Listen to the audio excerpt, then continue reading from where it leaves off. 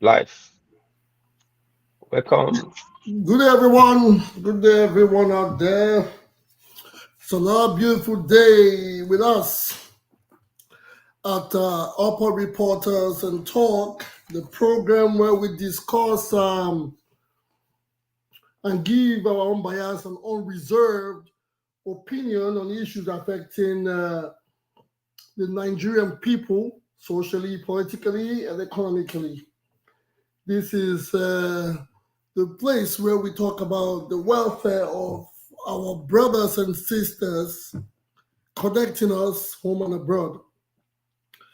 Today is the 20th episode, the 21st. Today is the 19th day of April 2024, and we are live in the studio for our 20th edition. 20th edition or episode of the program. And as usual, there are going to be very exciting episode in discussions for us in the house. But first, I'd like to introduce myself. I'm going to be your host and your moderator of the day. My name is Obizo J. And on the right or left hand side of my screen, my co-host. He's here, but he's not on seat. He would come when he comes, he will introduce himself.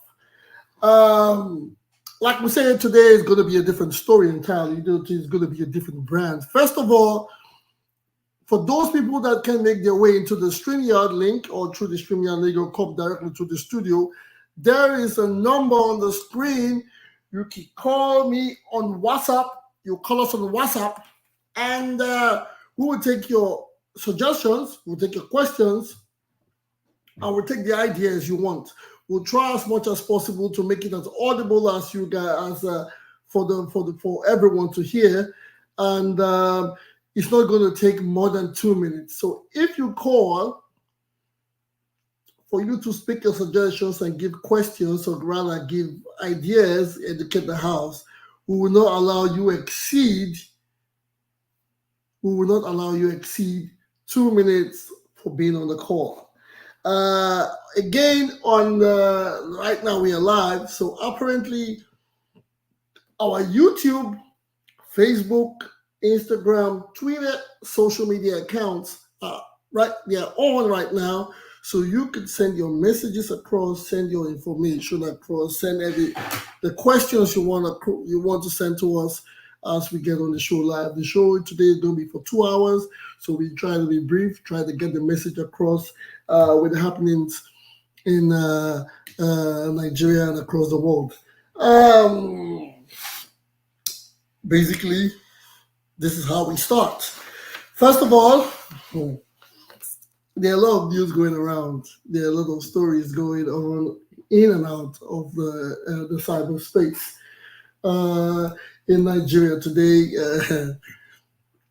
I like to start with the funnier ones. The EFCC is going around for people mutilating the funds of mutilating the legal tender, which is the Naira.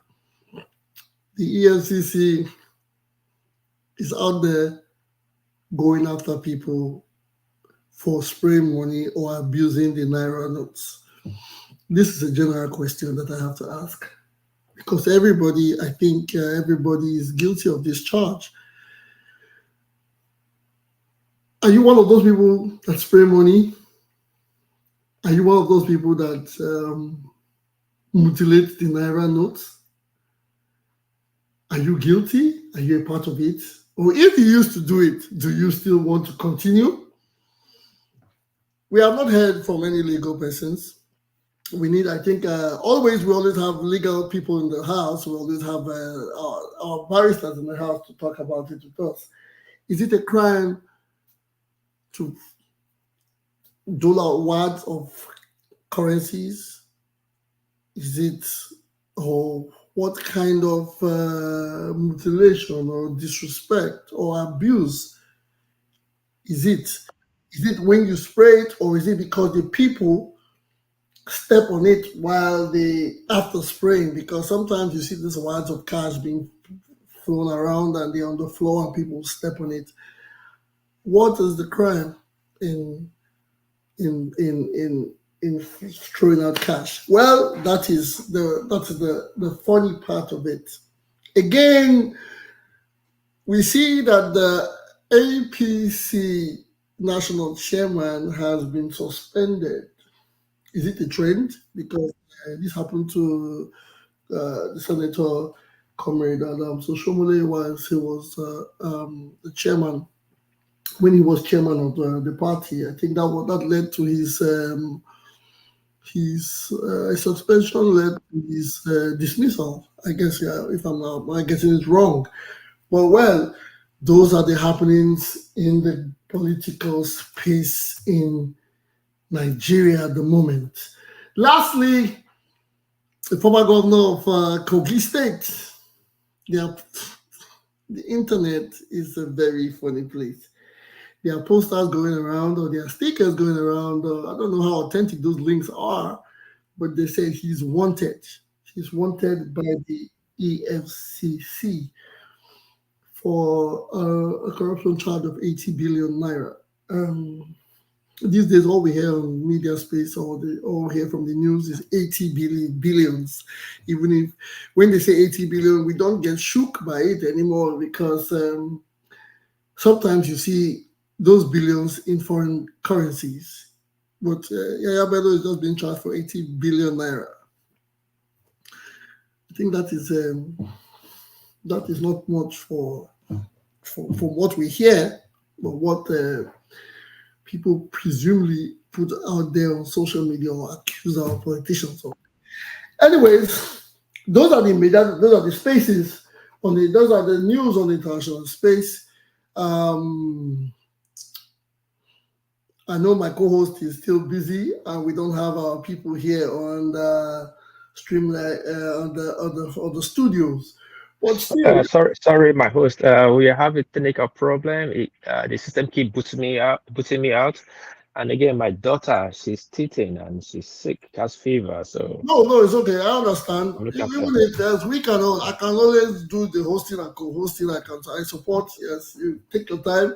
But Okay. without you in the studio, I am alone, and I don't have any of my guests, any other guests. We have a guest now in the house. Okay, yes, okay.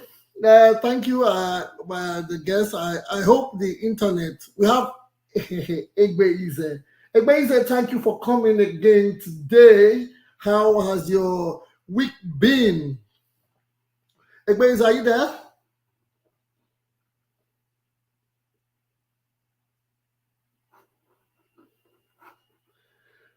For those of you that want to come into the studios, we cannot accept more than 10 people at once in the studio. But for those of you, the StreamYard link has been put out there. You can come in and make your board, although there'll be rotations because at some point it get heated up and we'll have everybody coming in with their suggestions and their ideas. Like I said I was going to give a brief one on the political space. Okay, good evening. Sorry, I was having network issues. Yes, Good evening, sir. yes. Good evening, my brother. Please, where are you calling from? Where are you connecting from? I'd like to know. Yes, I'm in Port Harcourt, Rivers State. Yeah, Port Harcourt River State. Yes, it's about raining heavily here, so the weather is very bad. Yes, I can understand. Yes, the weather. Okay? The weather is creating the network problems, right? Yes. It's about raining here. Yes. So, like I said, I don't know, maybe you didn't get me before you came in. I was talking about the Naira, the mutilating the Naira as it has become a headline in Nigeria because two famous people have been arrested for mutilating the Naira, and the first one said he or she said she is guilty of the crime, and the second was arrested as well, and he said he wasn't guilty. And he was given a 10 million fine, bail fine, before there will be the court hearing. I'd like to ask: do you have any idea about the currency mutilation You know what it is, or what crime it is, or what volume. When they say that the currency is being mutilated, that means the currency is being abused. Do you have anything about? Do you have any information about? Yes, thank you, my host.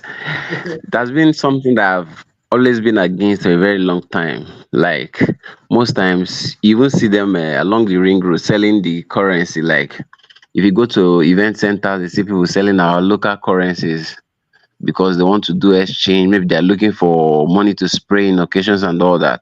But outside that, this the recent event that has been happening between the EFCC and some celebrities, I think it's a selective judgment because there are videos out there showing our political class how they've been abusing this currency and all that. So the first case was this transgender person, I don't know, but Brisky. So I think he or she said she wasn't guilty of it. So after the whole court processes, there was evidence to show that she was abusing the currencies and all that. But the second case, I just heard they gave the this other guy 10 million naira bail and adjourned the case and all that. So in Nigeria, I just believe it's selective judgment. Everybody has their own. Every judge in Nigeria has their the way of judging their different issues. That's why you could see the politicians.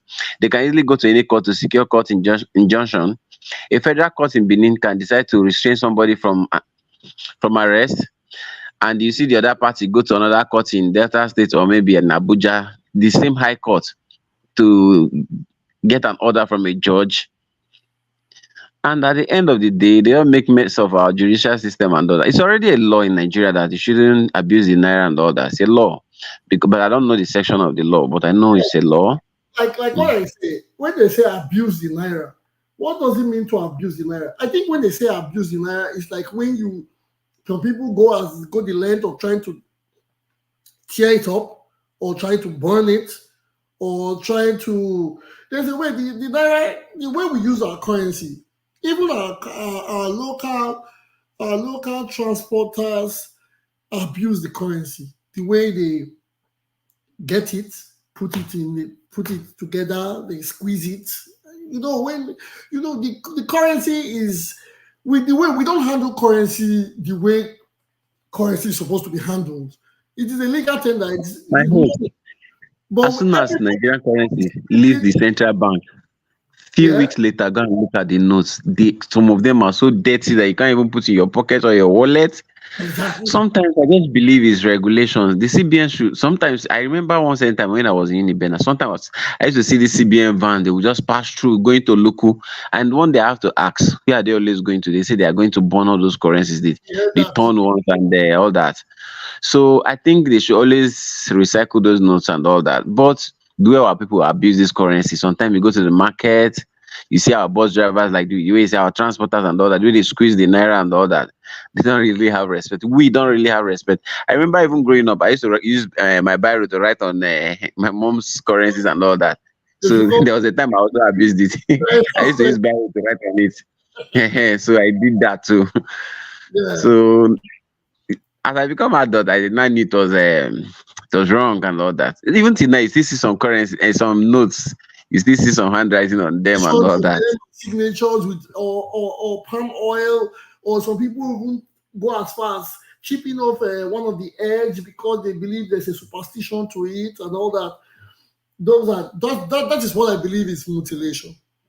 So, but not when people dole it out, because even in foreign countries where some of us reside, I don't know if it's proper if I say it on the social media space or something. The strip clubs, when we watch things on TV, or sometimes some people have been there. When in strip clubs, these foreign currencies have been doled out the same way. They are being flipped into the air. So I'm not saying we are the same, or we are going to do what the whites or what they do in foreign countries. But I'm just saying, based on the law, I think we should know the reason why it is called a crime, so we don't fall into it. Because the money spraying thing, if we have to go into records Everybody has done it one time at a point in life, whether it is your birthday, whether it is a funeral. You know how we do it in our country. Although when we want to we do things excessively. My And then, host, yes, my brother. another problem we're having in this country is the National Orientation Agency. Let me not lie you, the level of education in Nigeria, we can't really compare it with those in abroad and all that, in those foreign, let me say it, we are still in third world country. So many people, they don't really have information about this. We're even talking about this law now. There's nobody going out there to educate the locals, the traders and all that, that you shouldn't treat the currency like this or like that. It's because we can be able to come online to talk about this, to see, to even read news and all that. Most people don't even have light to even listen to news. Some people don't even know about this. So I believe the National Orientation Agency, they should send people out there. There's no proper information about all this is most times because our people through negligence, they will tell that negligence is not an excuse and all that. I said negligence, what do you call it? Ignorance. I- Ignorance is not an excuse, yeah. So most times our people they don't even know. Like me, I even grew up abusing the naira. It's just recently I get to know that it was an offense.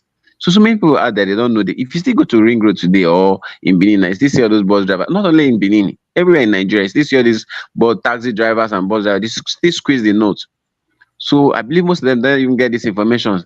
And that's one of the biggest problems we are having in Nigeria. The government will put out the law and information there, you can barely hear them. You can if you're not current in Nigeria, you don't read newspapers, you don't go online to get information for yourself. You don't get anything. You don't get to know about anything. They can just wake up one morning that they've increased fuel.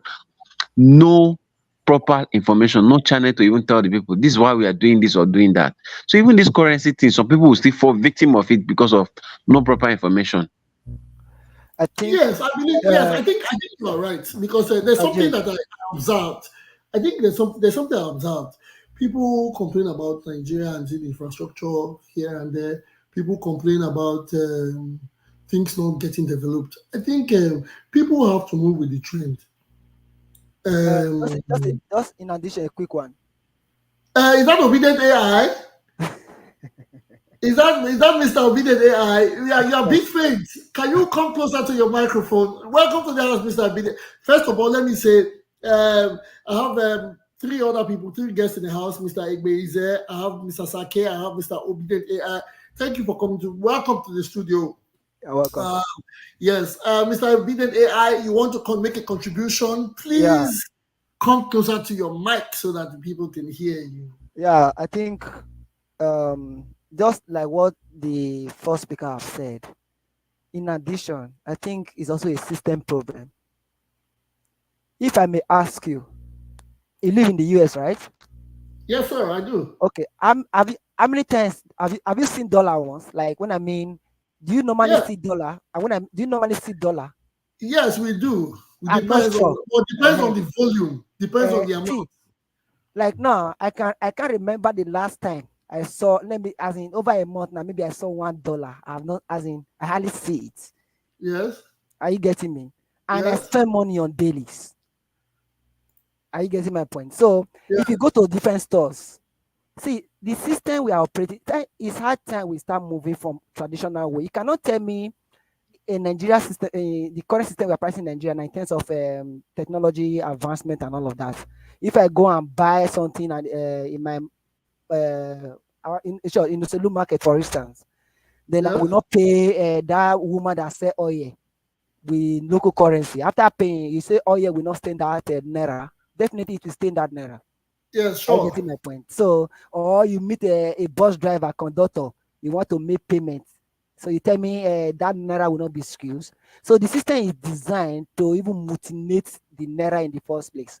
So even in the US, let be fact to ourselves. There are some situations where if you even see some dollar, as in some of them will even be skewed because that it's not much because of the volume that in the circulation. Yes. Most of the payment systems are done online. You want to enter bus, you buy bus pass. You want to go to the next stop, you swap. Finish. Yes. Sometimes you use your Apple Pay. You know, if I'm at least anytime I'm at the World Trade Center, I want to pass that place. I don't even need to, as in, it's just for me to use my ATM card, just tap it, or I use my Apple Pay, type, I leave. So how will the dollar now skews? You know, Nigeria, see, until we move away for the traditional way of doing things, as in all these laws or mutilation, as in it's still going to continue. But another part is the fact that we spray money, all this party and all of that. I think that's the way they should really enforce the law, because that one, and no matter what, even if you are doing online payment, people will still want to go and continue doing that. You know, can you go to villages? All those are local musicians. You know what they do? Whenever they are singing, people go there and spray naira to them. How many people will you arrest? If you carry army man to your show, that's why I said a lot of people are going to this thing is not going to be a one person thing. A lot of us are guilty of the charge. If they say, because when they say mutilating, the word mutilate is technical. They should define it well. I think they are not defining it well. When because they say mutilate, you cannot tell me spraying money to destroy. So the what part is this? Spraying the money, is it part of the mutilation? Or I don't think so. I don't think so. It's like they need to come out, like what the first speaker have said. They need to come out, give all the proper orientation, or we were said we need to read more to know about the law. Okay. Yeah, that is a good one. That is a very good one. But again, I want to correct something. I remember. I want to remind people of something. I remember some time ago, some years back, banks were rejecting money. I don't know if it was during the military regime or Obasanjo regime. I think it was during the Abacha regime or something. Banks were rejecting money because people actually were I would not say purposely, people were for a reason for laid back reasons, they disrespected money or the legal tender. I wouldn't call it mutilation, because mutilation is destroying something that cannot get repaired. I believe so. Mm-hmm. So what I think is that the structures that they can put to control this is when currency is being abused. Mm-hmm. If banks or clients reject it, people might sit up. You know what I'm saying? There was a time the people were rejecting money. They'll say, even the only people that did not reject money at that point in time were the Northerners. Because you could buy something from Boki and he will just collect it. But when you go to Ekiosa, the lady will tell you, man, bros, this 100 naira too old. Bus drivers will say, this your money is too old. I will not accept it. You understand? So if that can be a first phase to people, they will stop rejecting it. But again, and it's not just enough to say this naira is too old. They should also set up a system. Whenever you have an old naira, come to the bank and change it. That is it. When you do that, another thing that we have to hold the bank responsible for. These very beautiful currencies, the ones we call the mint currencies or the new currencies, you hardly get them going to the bank. Mm-hmm. Exactly. God bless you. Only people, when you find out there's a party, people that sell, we are the only country that sell currency. Yeah. Look at. God bless you. If you go to the bank to withdraw money, do you know what they're going to pay you with? Sorry, hold on. My host, sorry to Tajed. Sorry, thanks for holding the floor since battling with my daughter. But we have a friend in the house. He's going to be with us for like 30 to 1 hour because he's going to bring he's from here to come talk about some certain information, and we're going to push back hard on him. So please pardon me. He's joining from I don't know if Aunchi, but his name is unmute yourself, sir. Unmute your mic and introduce yourself. Thank you, sir. Okay, thank you. My name is Omobume Bob Manuel Umoru, popularly known as Jesus Army. I am a citizen of the Federal Republic of Nigeria from Edo State extraction from Esako. Speaking tribe, I am from Esako Central Local Government. I'm from Ugbepe, Ekpe. And by the special grace of God, I am a politician. I'm a businessman, real estate to be precise. I'm a happily married man, and I'm a Christian. And when I say Christian, I'm a born again Christian, one who fears the Lord and loves the Lord. And by the grace of God, I've been part and parcel of the People's Democratic Party right from its inception in 1998 to date. Never had a point of the campaign. And by the grace of God, we've enthroned many persons into government, supported policies, speak for the poor, speak for the nation, and speak for the state, of course. And at present, the present sitting governor of the state, of course, his deputy was impeached. We were instrumental to their second tenure election. And however, we've been at loggerhead for close to 4 years now, and there's no regret about it. And I want to say I'm fortunate and opportune to be from Edo State. And of course, I'm one of the proud Nigerians, very grateful to God for making me a Nigerian. And I appreciate you for bringing me to this program to speak the truth and nothing but the truth. And of course, a lot of persons will be hurt because by the time your broadcasts go out, it has always been my joy to hurt the people who do evil to people. And also, again, it gives me sadness when I see the people who are supposed to be helped or who are supposed to be positioned by governmental policies being hurt every day. So I'm happy to be here. And basically, I'm here because I love my state and I love my nation. And I thank you for reaching out to me. God bless you, sir. My host, the floor is yours. Interrogate him as you deem fit. Thank you.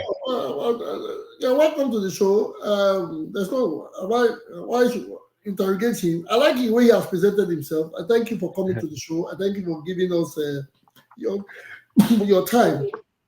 And when you say you have been instrumental, because from the only thing I can depict from what you have said, or I can ask a question from, is the instrumental part of the instrumental part you have played in trying to, or in removing the deputy governor, impeaching the deputy governor. Please, I'd like you to expatiate on that.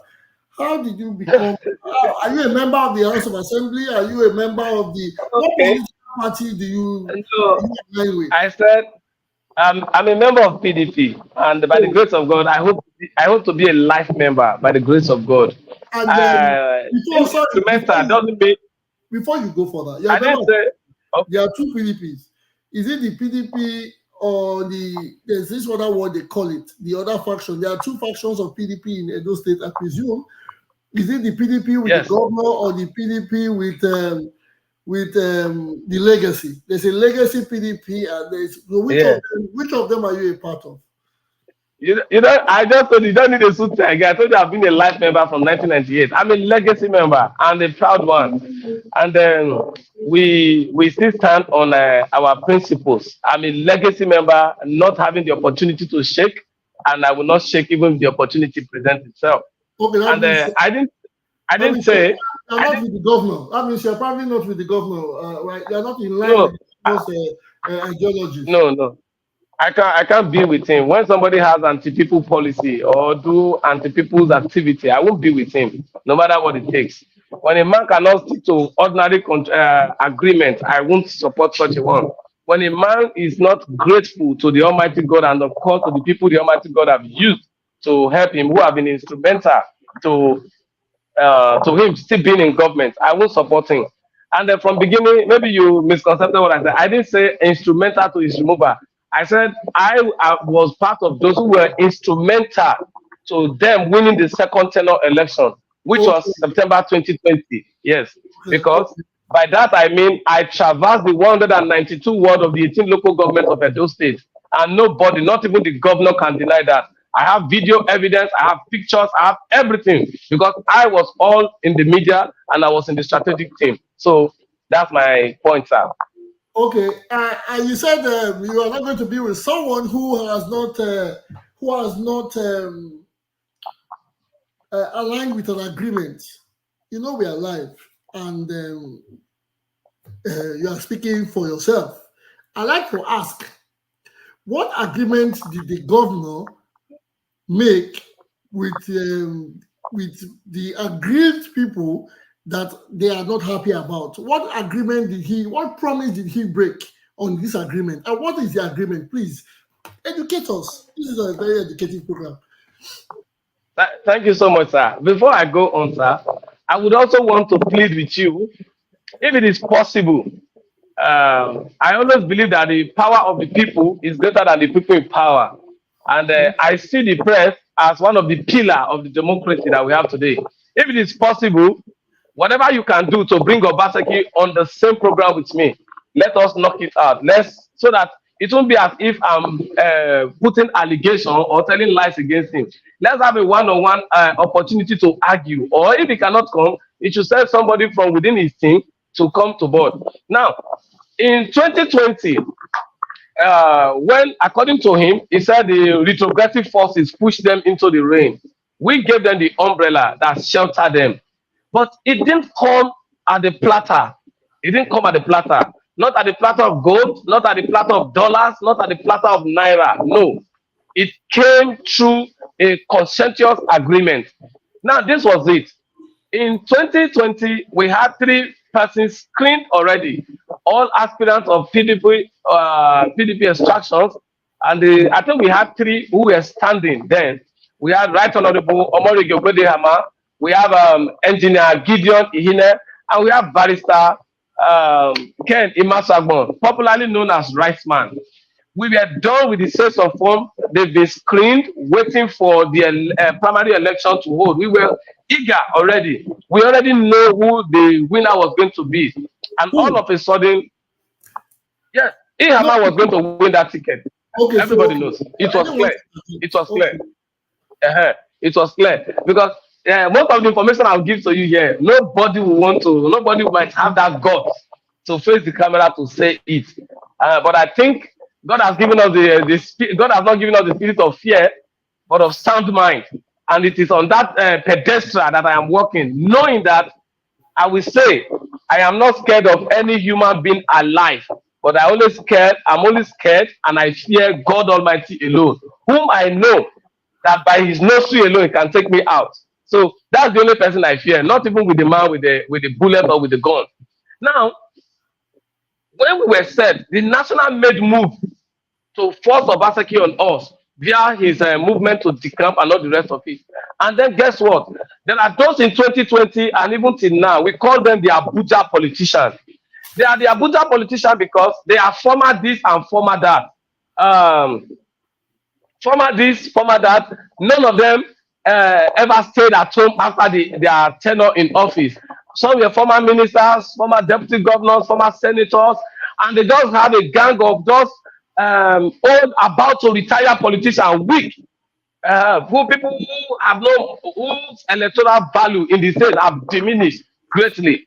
So these persons now move to go and be living in Abuja, forgetting that it is the grassroots, your grassroots strength that makes you a politician. You are not a politician because everybody just say, oh, I'm in PDP, I'm in APC. No, there must be a grassroots connection, which is interconnectivity between you and the people that will make you who you are. I cannot ascribe leadership to myself when there is nobody behind me, following me. So I ascribe leadership to myself or political strength to myself because I feel and I know I can influence 1 or 2 persons and of course critical stakeholders. Now, these persons stayed in Abuja. They forgot about what is happening in Edo State. They took Obaseki to a midnight market. They flipped the man off. I would say, if anybody tell you that in Abuja, billions were not taken, Obaseki himself cannot tell lies. Shaibu cannot deny it.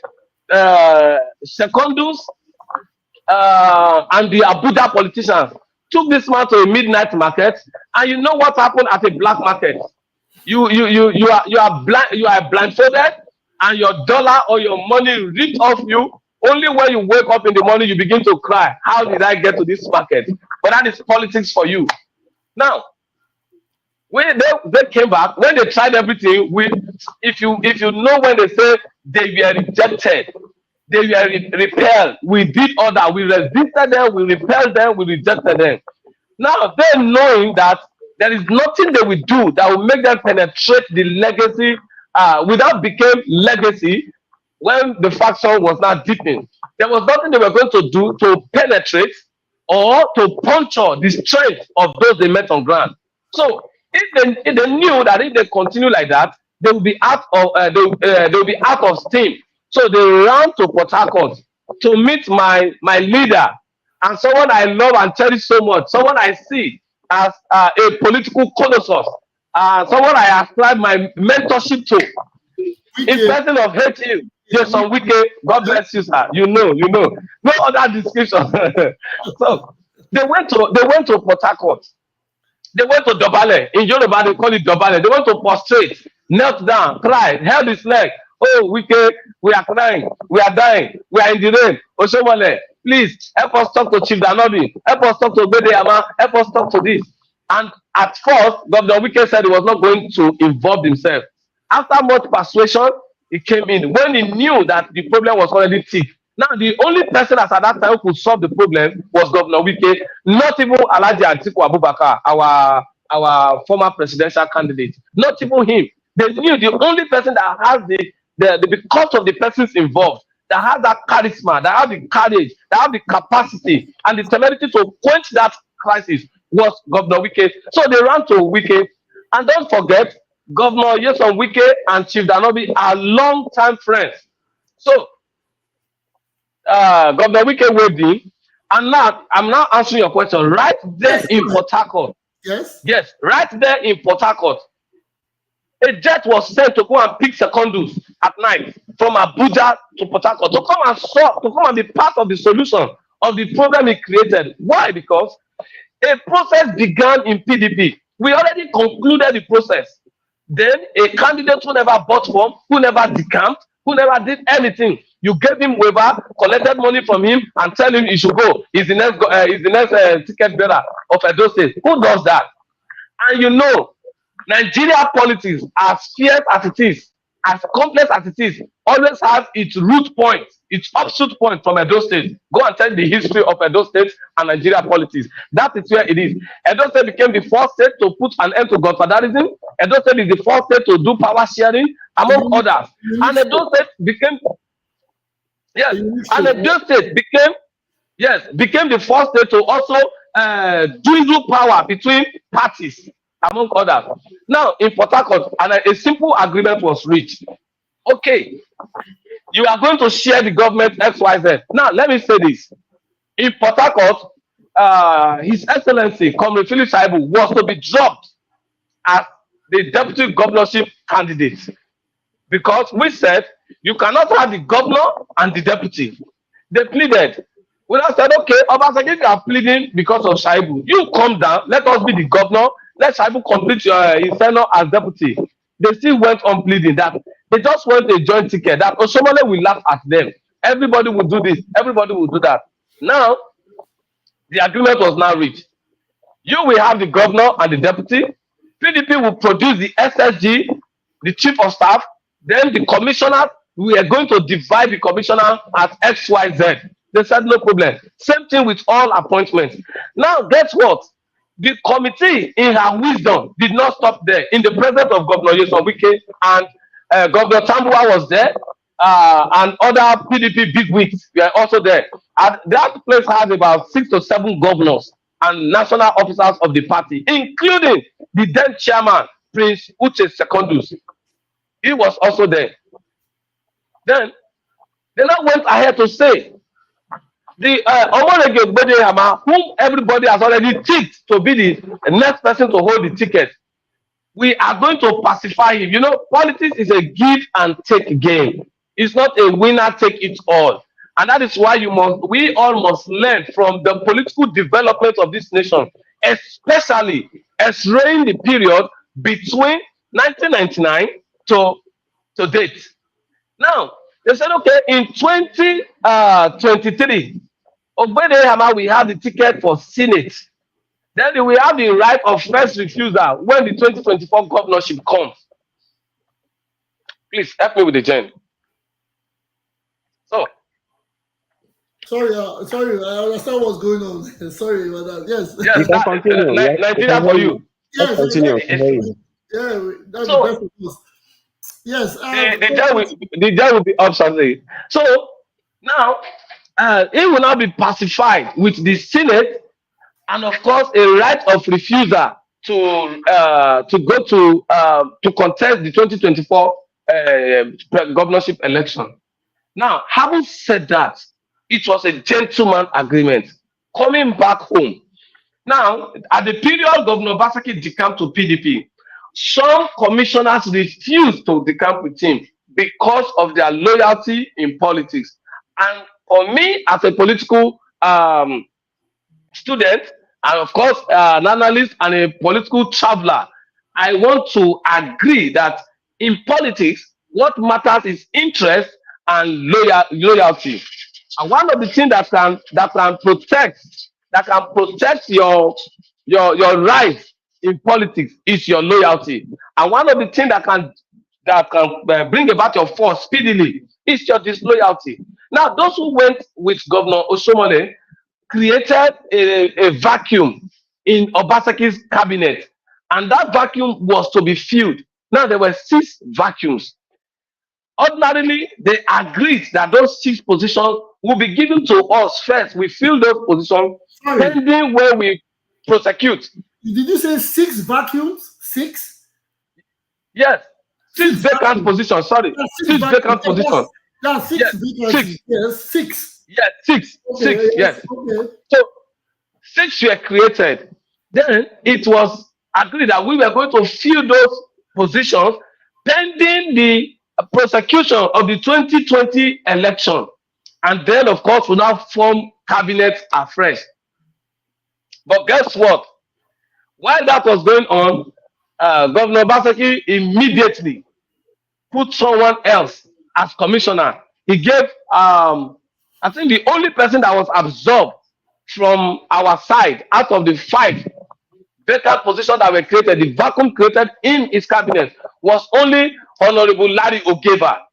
That was the only commissioner, the only person absorbed into his government in our own side. The main thing was he started dishing out SSA. I want to ask a question. Larry Ogeva. Yes. Larry Ogeva, yes. Is he from Edo South or is from Edo North? You are from Edo North, right? Yeah, I'm from Edo North. He's from Edo South. He was a former, yes, he was a former commissioner at MDDC, and of course, he now became the commissioner for art, culture, and tourism. Okay, what about the Brimo lady? There was a Brimo lady that was giving commissioner. You remember? The Brimo.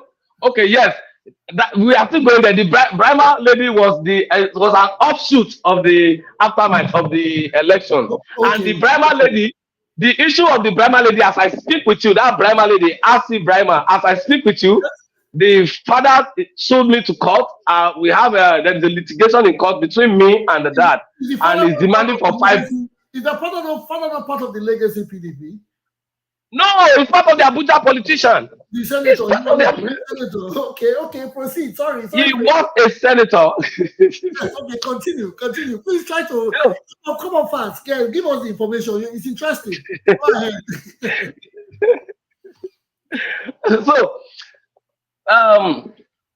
So Honorable Lado gave us filled that position. Then he started dishing out pockets of position, SSA, SA, like that. In fairness, I was called upon by my leaders to come and be SA, and I told them, God forbid. What was the SSA was 150,000 monthly. SA was about 55 or 75,000.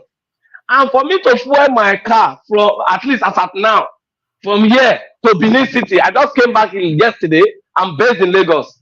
I just came back yesterday. I spent over 150,000 fueling my car, because fuel is now 650 Naira per liter in Edo State, my state. Is it your car or your cars? Because I know you guys, you politicians, you move in multiple cars. So how many cars did you move in? Please tell us. By the grace of God, I don't go on convoy. Okay, proceed. Okay. So in Edo State, yes, I did.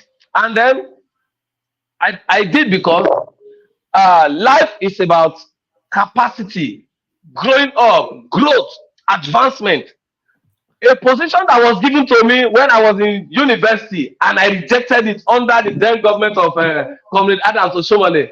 You are now asking me in 2020 down the line to this period that I should come and accept such a ridiculous position. Now, before I even continue, the truth is that if Obaseki has appointed me as a commissioner in his administration, my answer will still be no. I will not take it. Why? Because a commissioner in Edo State is like a lesser SSA in River State, a lesser SSA in Bayelsa, a lesser SSA in Delta State. Why do you say so? Are you saying it because of the returns on finances, or your politics appointments are supposed to be, yes, people work, people get paid, but politics is supposed to be a selfless journey. It's not about how many houses you can build while you are commissioner or while you are governor, how many billions can be confiscated.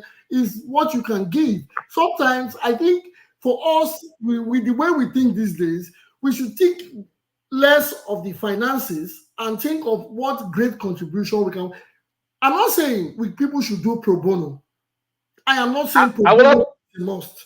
But we cannot be thinking by saying 2024, I am supposed to be collecting 5 million a month, and you are telling me to collect 1 million when I have you will need the patient. You will need the patient to allow me die before you bury me, because I still have many years ahead. Okay, now, please. There are two sides of a coin, and there are two sides to that same issue. If I'm going to leave my family, my business to serve my state should as well be able to take care of some of my daily responsibilities that will not distract me. Secondly, I feel and I know that with the capacity that I operate on intellectually, I am too sophisticated for Obaseki to manage. Okay. Obaseki is recalcitrant to new ideas. It's recalcitrant to change. Obaseki does not want people who are smart. Obaseki does not want people who will bring solutions that will translate to visible reality in the state. Obaseki wants the yes sir people. Obaseki does not, it doesn't look like, it's not like Oshomole, who was in APC, we were in PDP, who will be dialoguing and be arguing with his cabinet. They argue points. They know what to do and what not to do. They sit down to discuss. Obaseki does not create that template in government. So it will be a waste of time. It will be a waste of opportunity. It will be a waste of resources for me to leave my business, my family, my daily engagement, and then go and sit down in Benin and be waking up in the morning to say, good morning, Your Excellency. Well done, sir. Good morning, Your Excellency. Because that is all what they do. And I'll tell you, some of the manageable brains who are in Obaseki's administration today, they are not different from a failed primary 6 pupil. That's rather deep. That's a point below the belt. I can give you an example. Not that example. I want to hear just one example. And I'll give you the example, and I challenge you to challenge the person to come on set. Let's face the camera together. The present commissioner for budget and planning. Okay. Osilama Okwofu. Joseph Osilama Okwofu is the current commissioner for budget and planning. Before he went to pick that appointment, we were very, very close. And when I mean very close, a day we don't interact, we must at least speak 3 to 5 times a day. Okay. We share good ideas together. I shared some developmental ideas with him. Some powerful economic turning points were shared between the both of us. He is an economist. I'm a political scientist by training. Okay. And we agreed on points. And I said, see, if we do X, Y, Z, we will ameliorate the pains of the people. We will advance our state. We will do X, Y, Z. He agreed with me. Beloved, he has been in government, has been appointed since August last year to date. He even agreed in February with his team. when he was making mockery of them. Somebody from his team, among his SA, called me to inform me that, man, you are a real gem. I said, I know I am a real gem. I said, why? But why did you say so? He said, today in our meeting, the Honorable Commissioner lambasted everybody in the team, said, all of you have sent you to the social media to bring down Jesus' army. None of you could do it. He said, yeah, I am struggling to build ideas, and you people are here not contributing anything. He said, if that boy was here, I will not struggle a time on idea. And that is the truth. Now, before I digress, let me take you back to Egypt before we came back to Canaan, before we cross back to Canaan land, before we cross the Red Sea. It has been you have just been giving us update, please, because I have questions for you. Just try to give us a roundup so that we can ask. Okay. Now let me in 2 minutes, let me now wrap up the issue of the agreement. Now we left there. The crisis now began when Governor Obaseki said he wants part of the structure of the party. You ask for structure when there is a merger. There was no merger. You decamped. You met a structure on ground. You queue behind that structure. That is how it is done in politics.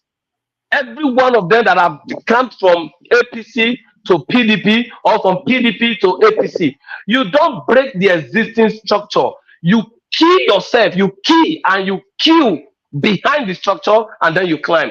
Now, that was the beginning of our problem. So, when we know that, let me tell you, for any politician that is ready to break his structure, that politician doesn't know politics. Structure is the strength, is the power, and is the authority, and is the pillar of any politician. Our refusal, therefore, now means that we said, okay, hold your government, we hold our structure. And so, the whole of it started the other way around, and then we went down. Now, the National Executive did not fold their hands. They called for a meeting and asked governors to mediate. Governor Tom was there, Governor Kowa was there, every one of them were there. Obaseki came again to display.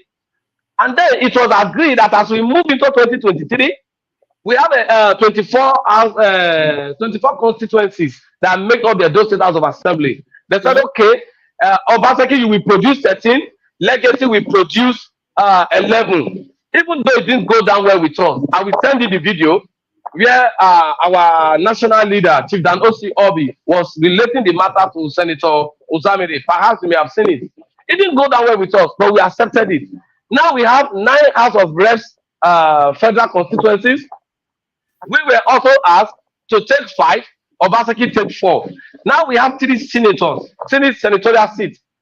You know, one has been given to Ihama already in 2020, via the agreement made in Port Harcourt. So it was remaining 2. We were asked to take 1, and Obaseki also to take the other.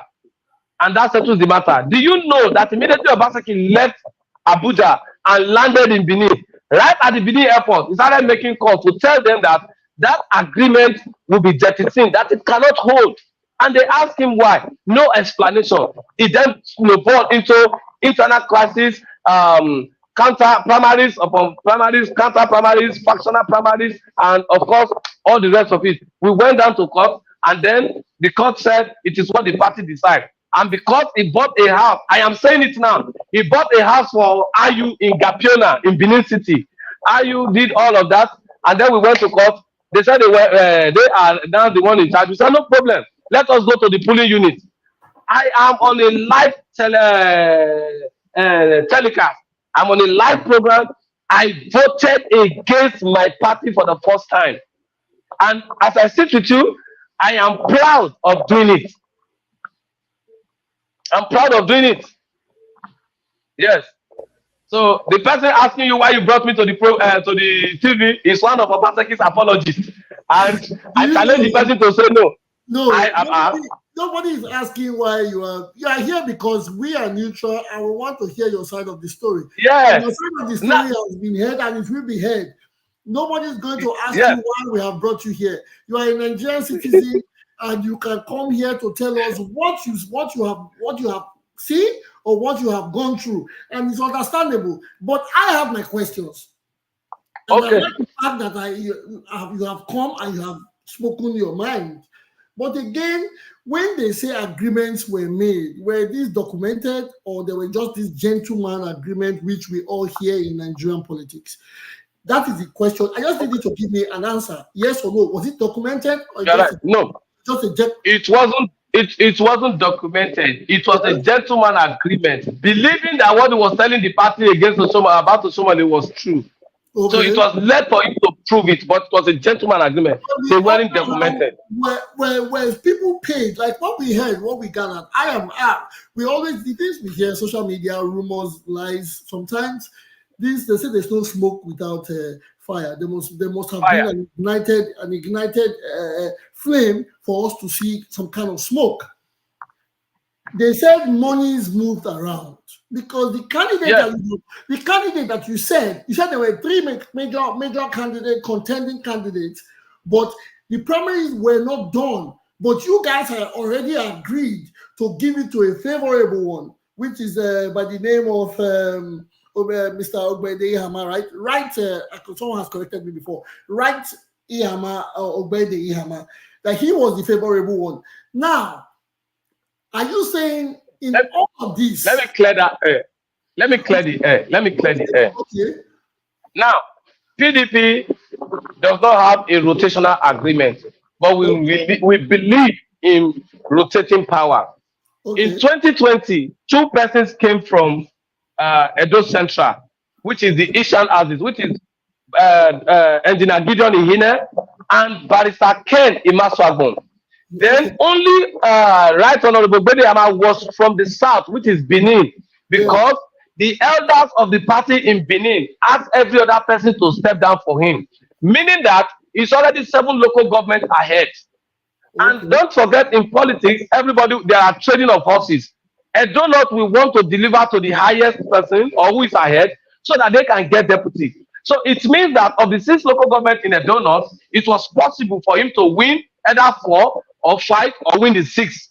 So that was it. Now, not that there was, we concluded that it was, not that we are saying that maybe there was a consensus that is the one.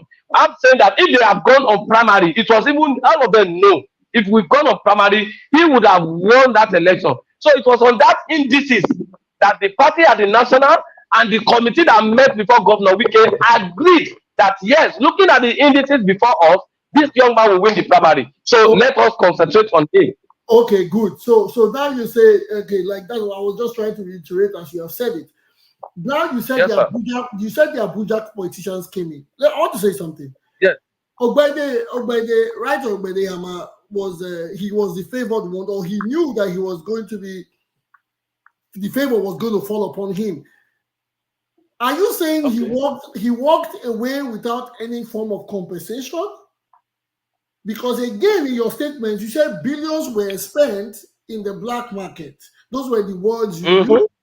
Now, are you saying Right Honorable Ogbede Ihama was not compensated to step aside for the then governor or for the current governor Obaseki to stand as the flag bearer or the aspirant of the PDP? Are you saying some stakeholders did not receive any form of compensation? It's just a yes or no. We don't have to elaborate more on it, so we don't keep mixing. The answer to it is, on our side, the 2 persons who represented us was Right Honorable Ogbede Ihama and Chief Dan Osi Obi. On these 2 persons, no, nothing exchanged except you want explanation, I will. But for the Abuja politician. Okay, so wait. Sir Jay, can I quickly say something, please? Is that obedient AI? Yes. Okay, I'm going to give you 2 minutes obedient AI because I have a lot. Yes. Let me quickly say this. Okay. Thank you. Come closer to your mic. Come closer to your mic, please. I'm obedient. Can you hear me? It's like, is your mic? Can't you hear me? We can hear you clearly. You are clear. I can hear you clearly. No, we can hear you clearly. Okay. Thank you so much for coming. Though we didn't expect you, it was okay. First of all, I want to say this. If Osomole did not do what he did, will PDP have won Edo State governor? Imagine everything would have been well with Osomole and Obaseki. Will PDP have dreamt again of entry into power in Edo State? That is one question. Yes. Again, Yes. since I was born, as in Edo State, I've been voting PDP. There is one particular road in my village. PDP used it to campaign for the past 100 years. They never do that road because of this their sharing formula. Now, it is obvious based on what you have said so far, and about how will I put it? You say Obaseki is a calcitrant, so many things. It's all about sharing, and sharing. If people never have the interest of the masses of Edo State at heart, that has been the problem that Edo State have been backward. And today, if people are still want to continue in that trend, see, if I were to be Obaseki, I will relegate every one of you to the lowest of the lowest. Because people have dragged us backward. If people pursue us, are you asking me questions or you are concluding? They don't need to ask you questions. You have come to prove it. Judge all of you. God will judge all of you. Hold on. Hold on. Please, you don't. You don't go. No, that's one of the disgruntled supporters of Obaseki. I know that time. You said obedient AI. It's a disgruntled Obaseki person. Now AI stands for another idiot, so I understand. But I know. You ask me to come in peace. If you bring fire, I will give you fire. If you give me peace, I'll give you peace. Somebody who said it's an obedient AI, that's a disgruntled person now. You don't come to politics to talk. I've never talked about sharing money. We talk about sharing positions. I'm with you, sir. Please, you can come to Canada to speak with nonchalant talk. You think you have the monopoly to insult? No, it's not. I am fireproof. When it comes to insult, I'm fireproof. When it comes to blessing, I'm fireproof. When it comes to praises, I'm fireproof. Mr. Moru, we are on mute. Mr. Moru, we have been muted. You have to take it easy. I know the way we are here as a family and we are here to educate ourselves. Some of the information you have provided us today, a lot of us have not heard it before. That is why so we don't have to, let us not get angry over anything. Sometimes when people come, their emotions, we allow emotions control us. We shouldn't do that. That's why we have given you the floor. You have spoke to us for over 40 minutes. And we enjoy, yes, we like that you have educated us on this, but we like to know. Mr. Moderator, can I observe? No, bros, please, you observe. Just be gentle. Gentle. You are not, I think you are coming out with your guns. No. What I wanted to say is I want to ask him a question. Just one question. What I wanted to say is that Mr. Moru is giving us. I want to just ask him a question. You said you voted against your party in the last election. What was your reasons? And do you know that that's an anti-party activity? You're supposed to be suspended in that party? Mr. Moru, unmute us and respond. We want a short answer. Unmute, Mr. Moru. What your question again, sir? Can you come with the question again? I said voting against your party, that's an anti-party activity. You should be suspended. That's one. Then two, okay, I just forgot this. A question or you are telling me, sir? Is it a question or you are telling me? It's a question. Why did you vote against your party? Is it not an anti-party activity? No, it's not an anti-party activity. Okay, so voting against. If I'm campaigning for the other candidates could be said to be anti-party.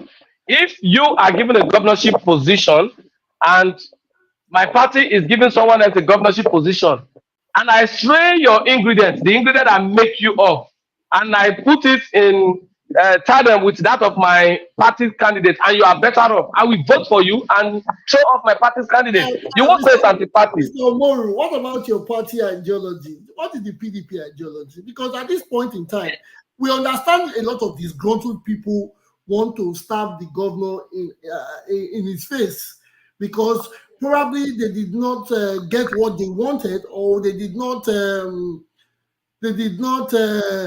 did not go the way they wanted it. So when you people say it's not an anti-party activity to go against your party or to do things against your party, then what are the ideologies of these parties? I'd like to know. All right. Thank you so much. Aside from being a politician, I'm a graduate of political science and I belong to some professional bodies. We discuss most of these things. See, the rise of anti-party activities comes at a time when the constitution of the party is slighted. When you slight the constitution of the party, people revolt. They revolt and rebel, and then they reject anything you are doing as far as the party matter is concerned. So that is the birth of anti-party activities, and then it clashes with interest, and other persons want to let you know that without us you are nothing. Party is complete when there is unity. When there is faction, especially conflicting factions, then you begin to see what you are seeing today in PDP. There is nowhere in the constitution that states, and I challenge anybody, including obedient AI, who is with us on Godanu. I challenge any of them to open a chapter of the constitution that says that if I don't vote for my party, it's an anti-party activity. Then I also challenge any lawyer. I challenge even the Chief Judge of the Federal Republic of Nigeria, including the Inspector General of Police, to open any section of the Nigeria Constitution that says that if I am in PDP, I cannot vote for Labour. That it says if I'm in PDP, I cannot vote for APC. That says if I'm in PDP, I cannot vote for ASGA. If they have better candidates, we are not even practicing democracy the way we should practice it. And then somebody said because they share. I think so many people have questions for him now, so they should let other people speak. Absolutely. Yes.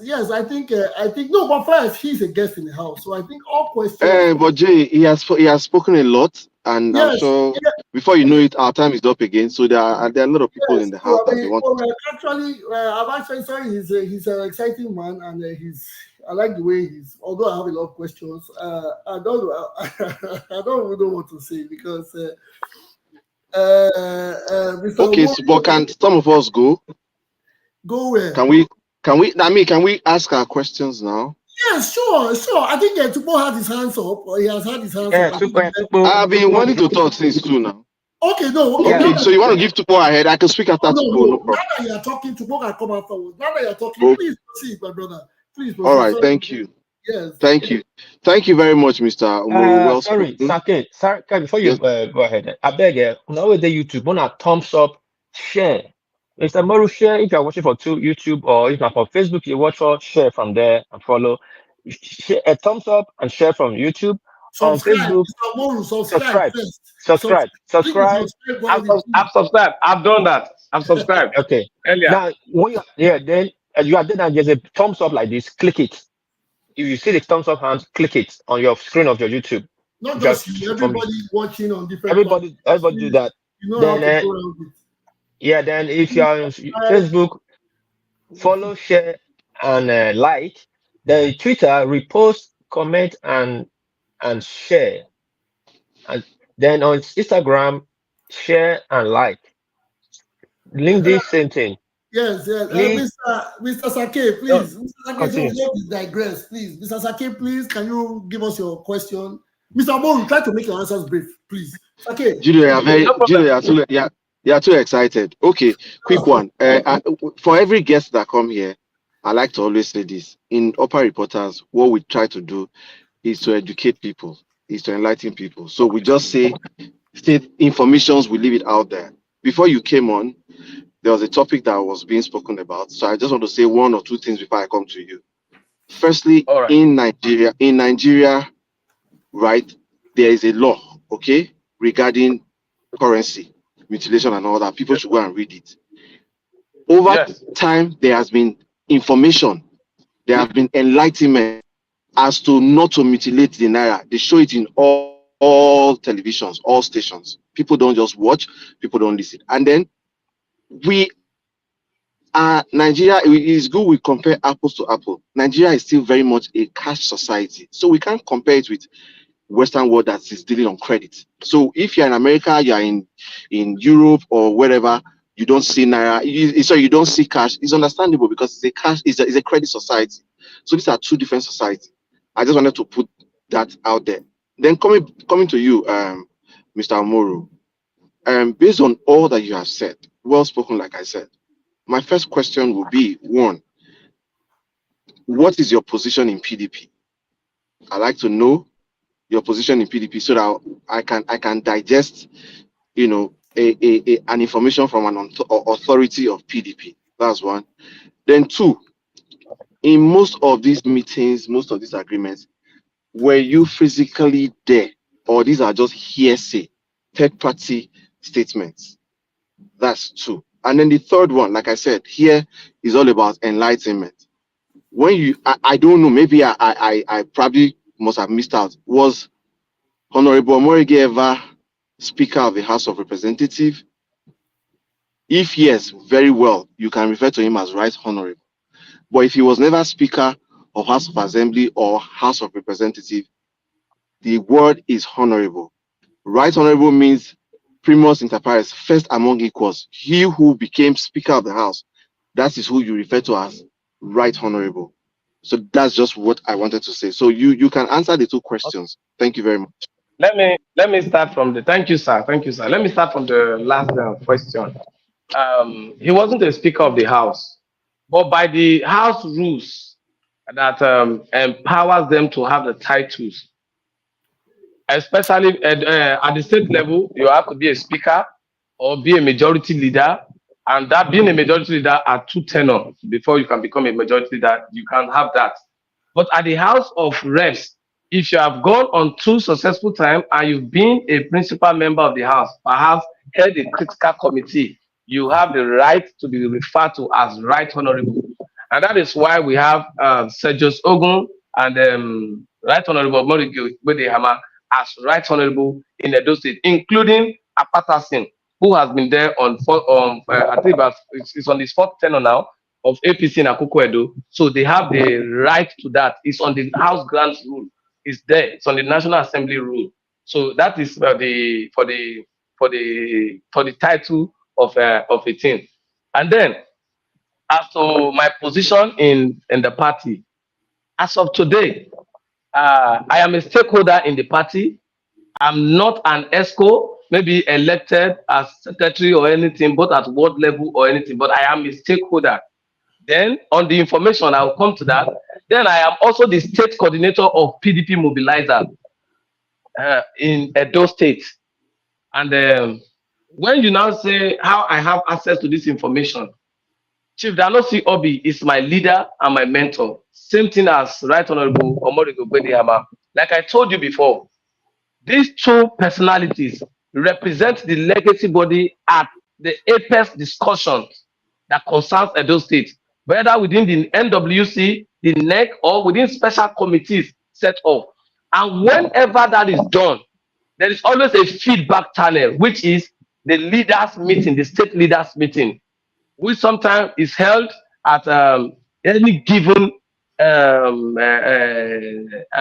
do we call it, venue of this thing. Most times it may be in the house of our national leader or at any other place. Sometimes it could be at the home of, back then, at the home of our late father, national leader, Chief Tony Adeni. So every information, before we put them out to the public, we are reliably fed one-on-one. We get the information from the source, and so we ride on it. As the meeting is going on, as it is concluded, we have our leaders meeting, and then we discuss. So any information I've given to you, just like the way you asked about Ibrahim, you asked about this, all of them I can give it to you headlong. And most time people are angry because they know I'll bring out the truth, and the only thing they can do to me is go to court. And if I said I'm responding, or my lawyers are responding. I have one, and I told you before, and I naked myself to you. I said I have one.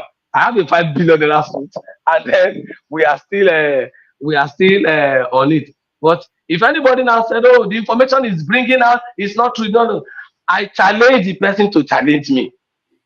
Okay. The day I told them XYZ will be dissolved, XYZ will be done, they say don't start. Fake news. When they dissolve them, Ibrahim has gone back to US. And others have gone back to the ones flying Gary, the ones in the farm are in the farm, the ones riding Okada. Power is not permanent. Okay, thank you, Mr. Omoru. I think we have more questions from people in the house. Is there anybody else? Mr. Tupu, are you there? Are you next?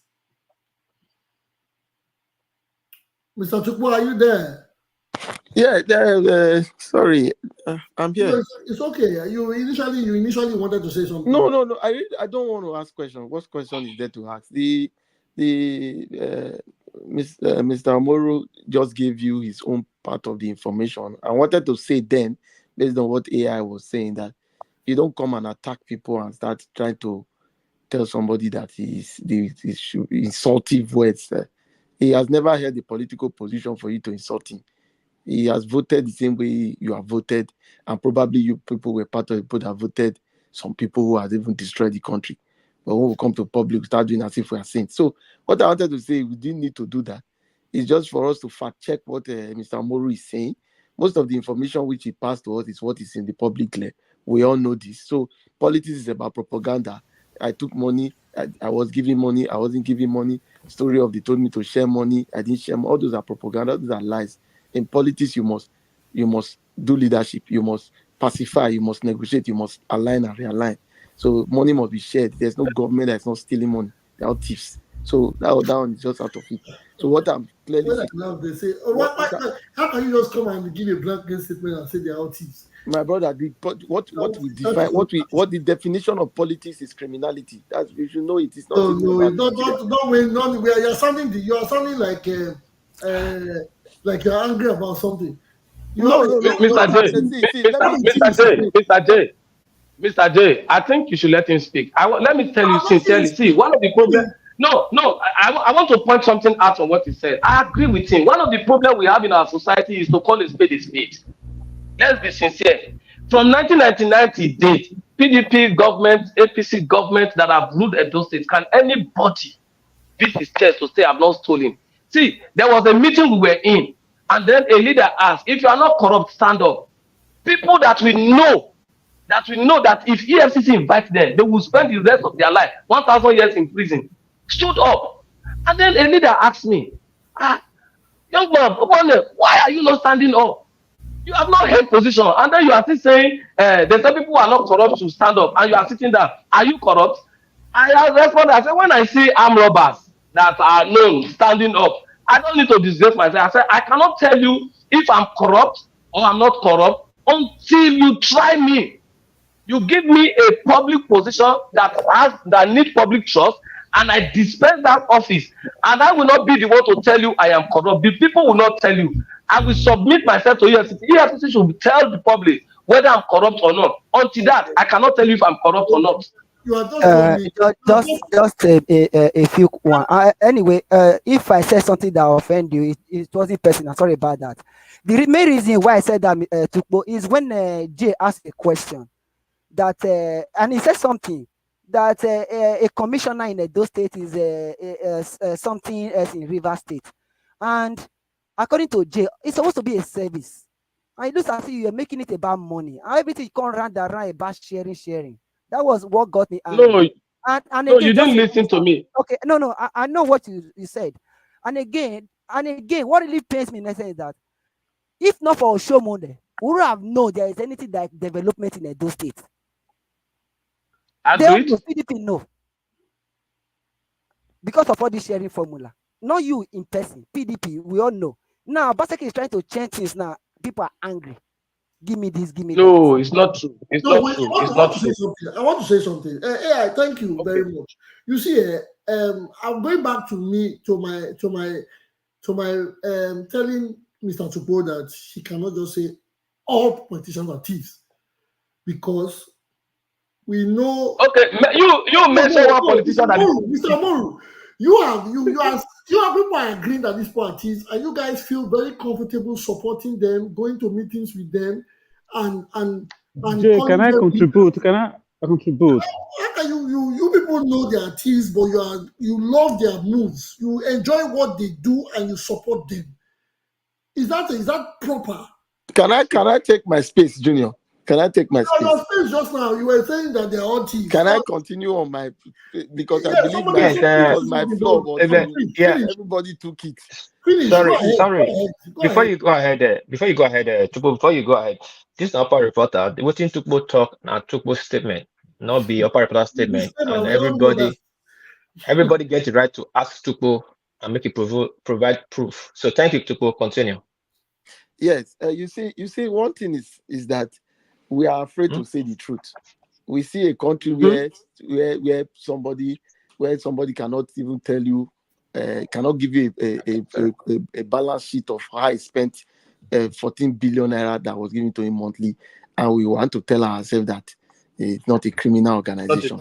It's just psychophancy to me. It's not. If most of us here live in foreign countries and we see their politicians poor, then we come and see our politicians driving Bentley and big gas, and we want to lie to ourselves. Why will you say it? Why will you say it? My brother, why we are not in politics is because it is maybe our conscience will not allow us to do the kind of evil that they perpetrate there. That's it. It's not as if it's difficult to really get an office within government. It's not that difficult, given the capacity of some of us possess. But we know that yes, it is not. We will end up being like them. And like what Mr. Moru said, you stand up and you join the people, and you are embarrassed because all of them that stood up are people that you cannot really attest. Did we lose him there? Are you there? But in Yeah, I actual think. sense, I understand. In actual sense, I understand the concerns why you might have said, "Oh, I should not generalize."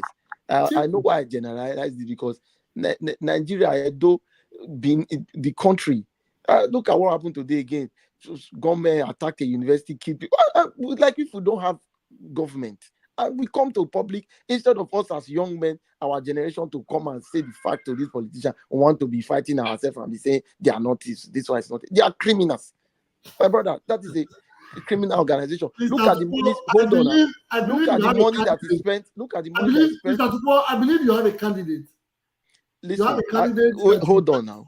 No, it's a question. This is a question. You have a candidate that you support. No. Is he a criminal? Ask the question properly. I am a party I know. man. I'm asking it in the best way. I am a party man. I am a member of a political party. You are in a party of criminals. Is that what you are saying? Hold on. I am a political. I'm a political player. I'm a stakeholder in a political party. It's not everything that happens in my party that I like or I buy into. There are some politicians in my party that I admire. I like their style. It doesn't mean that they were not corrupt or they don't have criminal cases. But I can still tell you that this person, he did his best when he was there. But it doesn't rule out the fact that I cannot point to him that I say, come, you chop money. It's not because I'm in APC means I cannot tell you that a certain governor in Lagos went to do party in Bahamas while his people were suffering in Lagos. It's not because I'm a party man. I have my conscience. I have my personality now. You understand? We are all, like what Mr. Omoru said when he talked about voting. Voting is a right that you cannot take from anybody. For you to hinder it, it is like your human right taken away. No matter political party you belong to, you have your conscience to decide whether you want to be right wing or left wing, even inside that political party. So, okay. So whether round up, thank you. Please round up. Yes, sorry. We have a caller in the house. Caller, can you speak up? Sorry, there's a number, a WhatsApp number. We have a caller. Go ahead. Go ahead. Yes, good evening. Where are you calling from? What's your name? My name is Evelyn, and I'm coming from France. Okay, thank you, Evelyn. What question do you have? I don't want to ask it.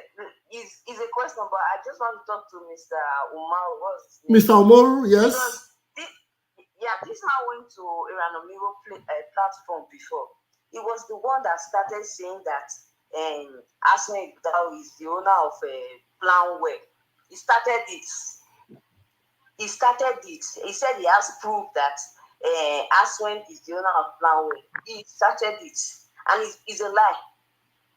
Oh man, you mean Mr. Umaru said that in the previous show at Yeah, he went to Iranomiro platform. Yeah, he went to Iranomiro platform and he said he has to prove that Aswen Igdao is the owner of Planware. They started it. He's a thief. He's that. Now, give us the proof now. This man is a liar, eh? Okay. Don't believe he's a liar. Thank you very much.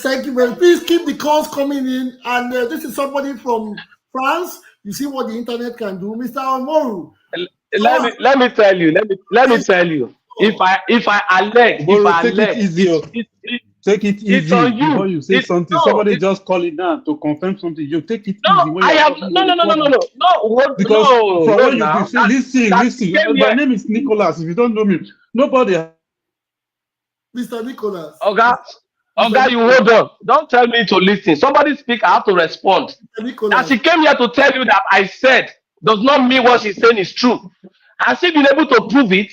No, I'm a politician. I have information. No, let me give you what I say. Let me give you what I say. I don't shy away from whatever I've said. Yes. I said certain things against Asiwaju. People called me later. They said you said XYZ about Asiwaju. I said yes. Asiwaju is a thief. He stole this and that, this and that. I said, but it does not remove his capacity to govern Nigeria. That is me. Whatever I said yesterday, I stand by it today. Okay. That Aswe came out to Oranamigo's show to say that he's not in plan well. Aswe is a liar.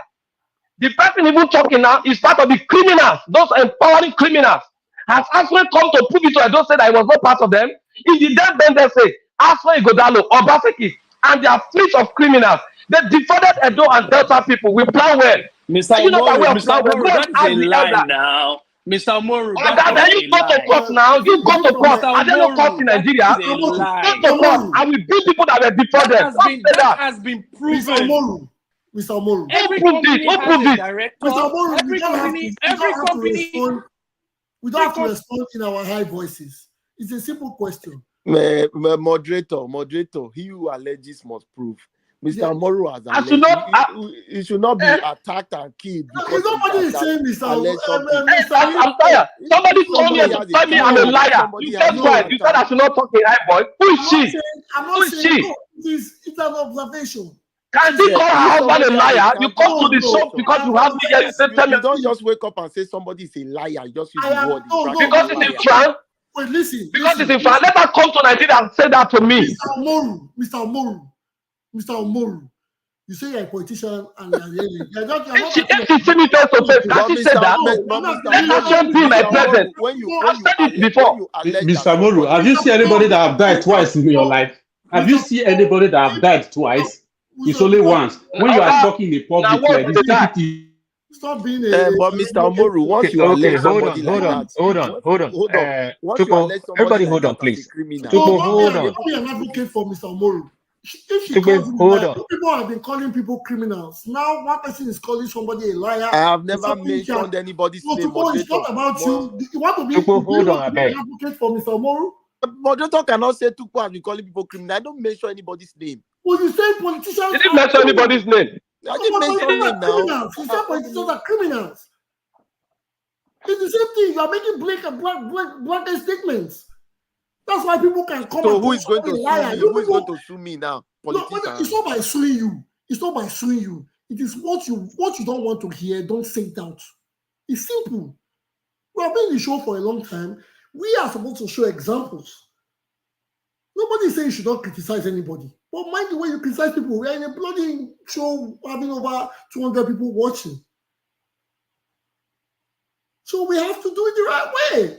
We're not arguing here. We're not complaining. Somebody said she heard something about the man. Thank God the man is here for him to answer. And you're advocating for him. I told the girl to take it easy. Why should she call? She didn't have any right to call you a liar. It's just a question that she said she made a statement. And nobody has called you a liar. And we are all saying, did you make a statement over there? What are your proofs? What is your plan? Simple. There's no need for us to raise voices. We are educated people. We are advanced people. We cannot be talking on each other's voices every day. We come here. And the government and the people that live in high fences, we see them and we call them sir. Some of us are older than those men controlling Nigeria. But we'll come online, we'll start acting like we are primary school boys. That's not proper. It's a simple question. Mr. Omoru, you have been here. We said you can ask you any question I want to ask. That's what you said in the beginning. And that's why we listened to you. We gave you 40 minutes to tell us the story. So somebody has come from France and you said that Mr. AI is this. All I wanted to know, did you say it? What you told us, what you said about Suwaju, a lot of things have been said about politicians that want to vie for office. It's okay. But still coming to say politicians are thieves. are these same guys people support. These same guys people do things for. Sometimes these same guys your friends kill people for. Then you come here to say they are all My host, sorry, to sorry, drag call us. of YouTube. My host, call of YouTube algorithm. The word all this buying and the rest. I Sorry, like, I beg. I But like this. Well, let's take it calm. yeah, Mr. Kennedy Gareba is on the floor. He's waiting to, he just left his office to rush down to quickly put one or two things to us from Mr. Moru. Hey, Pa Kennedy, I beg, ask your question. Whoever is asking the question, please. There's no attack on Mr. Omoru. Mr. Omoru has come here to give us some information that we don't have. He has first-hand information from wherever he's telling us from. He's giving us a bold one. Please, no attack on him. If you want to ask a question, ask the question, and he will give us simple answers. Thank you. Hey, Pa, go ahead. Thank you. Thank you. Sorry, Thank my you. host. Please, Mr. Omoru, something is done, Abi. We are not fighting here. Be civil, please, my brother. Thank you, Mr. Host and co-host. I heard Mr. Omoru's voice when I was walking. That is why I decided to come. Actually, I didn't have enough time to attend this show today. I don't actually have any question to ask, but a kind of advice, if it is okay by me to advise Mr. Omoru. Like this woman that just called from France, what she said is what I want to corroborate, because I was watching that our brother show in the US when Mr. Omoru made that claims. I watched it live when he made the claim, and there are a lot of other bogus claims. Sometimes when I hear Mr. Omoru speak, I have goosebumps on my body, because the allegations they are so bogus, and they are so damaging, that I have just come here to advise, because and again, Mr. Dr. Aswai Odano, when he came again to that our brother Ranamigo show, the most intriguing question that Mr. Ranamigo asked him was, were you a member of Planwell? And this man, expatiated very deeply on how he doesn't even know anything about Planwell and all that. So, which means it is believed that he wasn't involved in Planwell. But I don't know, unless we go to court and find out. So, I want to advise Mr. Omoru, since you are a political man, you should please tone it down a little bit. Because sometimes when this, like you said, somebody has taking you to court and you're having a litigation against you in court, you should tone it down a little bit, because you are a police, and you and these people, you sit together, like somebody rightly say, if you say these people are criminals, you sit with them on the same table, and you plan our political situations together, and you come out to speak bogusly and very offensively about these people. Please tone it down. You are a very intelligent man, and you have you still have a lot of time to be in politics. You are very intelligent. Please tone it down. That is just my advice to you. Thank you very much. Thank you, Pa. Thank you, sir. I will still love to respond. By the special grace of God, whatever I put out, I say it clearly.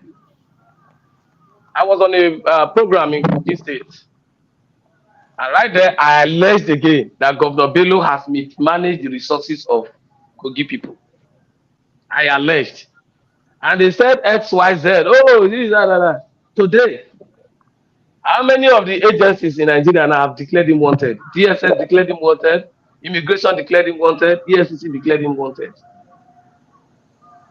In that same Eranomigos program, I allege that Obaseki, Aso Godalo, and their clique defrauded Edo people, and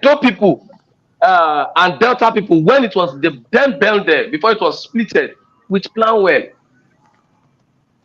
That after alleging, somebody came to say, "Oh, it was not so." I know, I don't know anything. You expect somebody of who is contesting, who is indicted, who is contesting an election to come to the camera and tell you that yes, I was involved in Planwell. Even when the presidential candidate of PDP, Alhaji Atiku Abubakar, mistakenly told everybody that he was going to privatize NNPC to his friends, he struggled again at another broadcast to begin to refute what he has said. Because why? These things are record the people will use against you. You expect Aswell to come and face camera and tell you I was involved in Plan Well. Okay, good. This year, Nigeria Brewery said in 2023 they lost 145 billion. November last year, while I went to a program in Abuja, I alleged again that the candidate of Baseki want to give tickets, who they said is going to represent PDP, will make PDP lose the 2024 election. They said why? I said somebody who is chairman of Nigeria Breweries and money is mixing, he cannot even know what is happening, did not manage it well. What later happened? Months later, 2024, they said 145 billion lost in 2023. Nigeria Brewery lost such money. Before we come out to the public, before we have to the public, moderator, let's not allow this thing to continue because it is very. Let me tell you why. Everybody host can be sued for this nonsense he's saying. Be very careful you bring on your show. That's what I want. Nobody can be sued here, Please, this guy should be taking up some intelligent discussion. Excuse me, please. Sued that what? Excuse me, please. Nobody says anybody has to say anything nonsense. No disrespect for the program. But my brother, the guy is speaking what he wants to speak. Mr. Tupo, please. Yeah, but you can't come to somebody's show and use that platform to disseminate false information. You are not the moderator. Yes, no.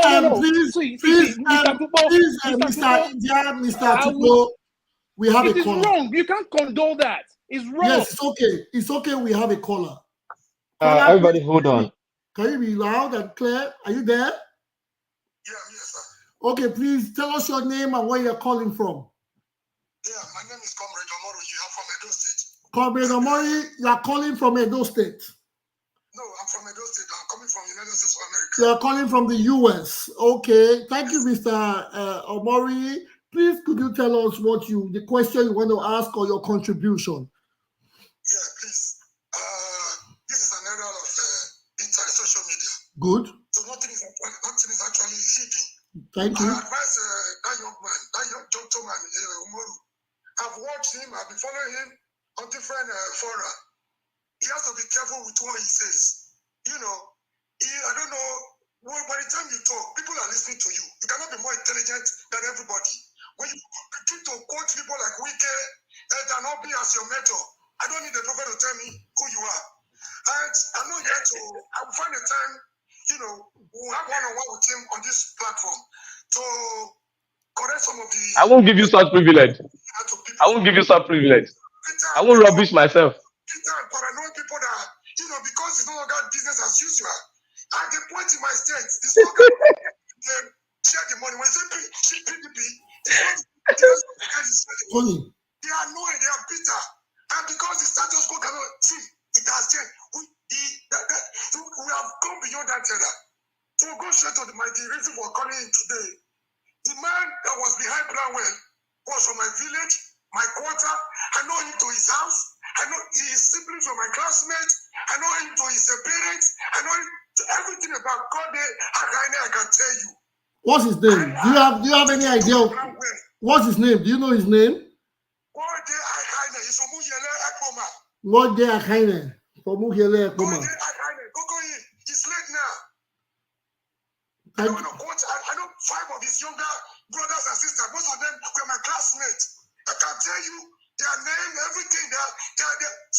Most of them were my playmates. So we should not play politics of bitterness because we want to score some key political points. These guys will be very careful. Thank you very much, sir. Already, he has never seen anything. Maybe people just decide. Some people decide to ignore him. So he say a lot of things that he cannot protest. Currently, I was from my village. Who's your left Ekboma? Uboke, precisely. It was Uboke quarters. Who's your left Ekboma? Thank you very much. Thank you. Nothing to do with all these are just political, these are political rascals going about their own platform to start some. If you like, shout on that tomorrow, you will lose the election. You will lose the election if that is what he's telling you. Thank you very much for calling in. Thank you very much for calling in. Well appreciated, Mr. Mori.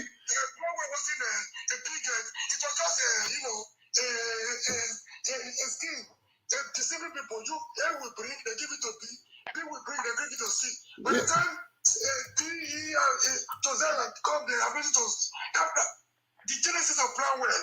The genesis of Planwell, I can tell you, it wasn't a big company, it wasn't a big establishment. It was just a scam by one man. Why is he bringing and the other man into Planwell? There was nothing to bring. If you know the people, that means you are part of them. If you are claiming to know them, you are claiming to know them. That means you are part of them. For calling, we appreciate your call and we thank you for tuning to the program. Please don't forget to share, like, and subscribe. We are going to get more, and we are going to listen to Mr. Omoro on this. Thank you very much for calling. Your call and we thank you for tuning to the program. Please don't forget to share, like. Yes, like we have said again, we are back. Another caller has called in. Good. He's trying to. He even gave us a name I didn't pick well. But first, I want to say something. Let the calls come in. The number is out there: +2348102734625 on WhatsApp. The lines are open. First of all, we are here as a united force. We are Nigerians. We are here because we want the best for our state. We are not here to quarrel. We are here to educate ourselves on the happenings in our states and around ourselves across the globe.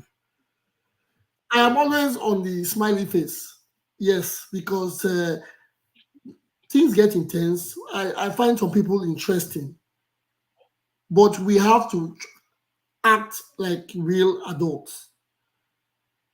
If you want to come to a place and you tell us what you know, yes, we'll give it. The floor is yours.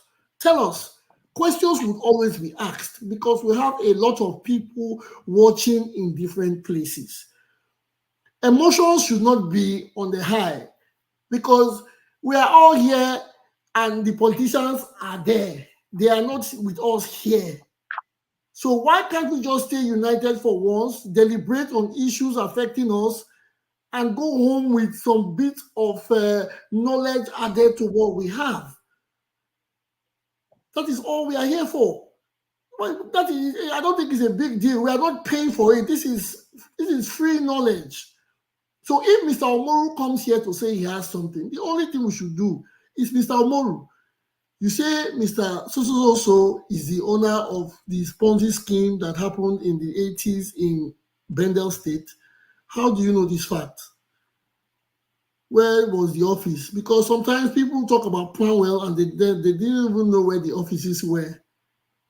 Some people did not even live in Benin City. Planwell was in Benin City. Some people did not even live in Benin City when Planwell operated.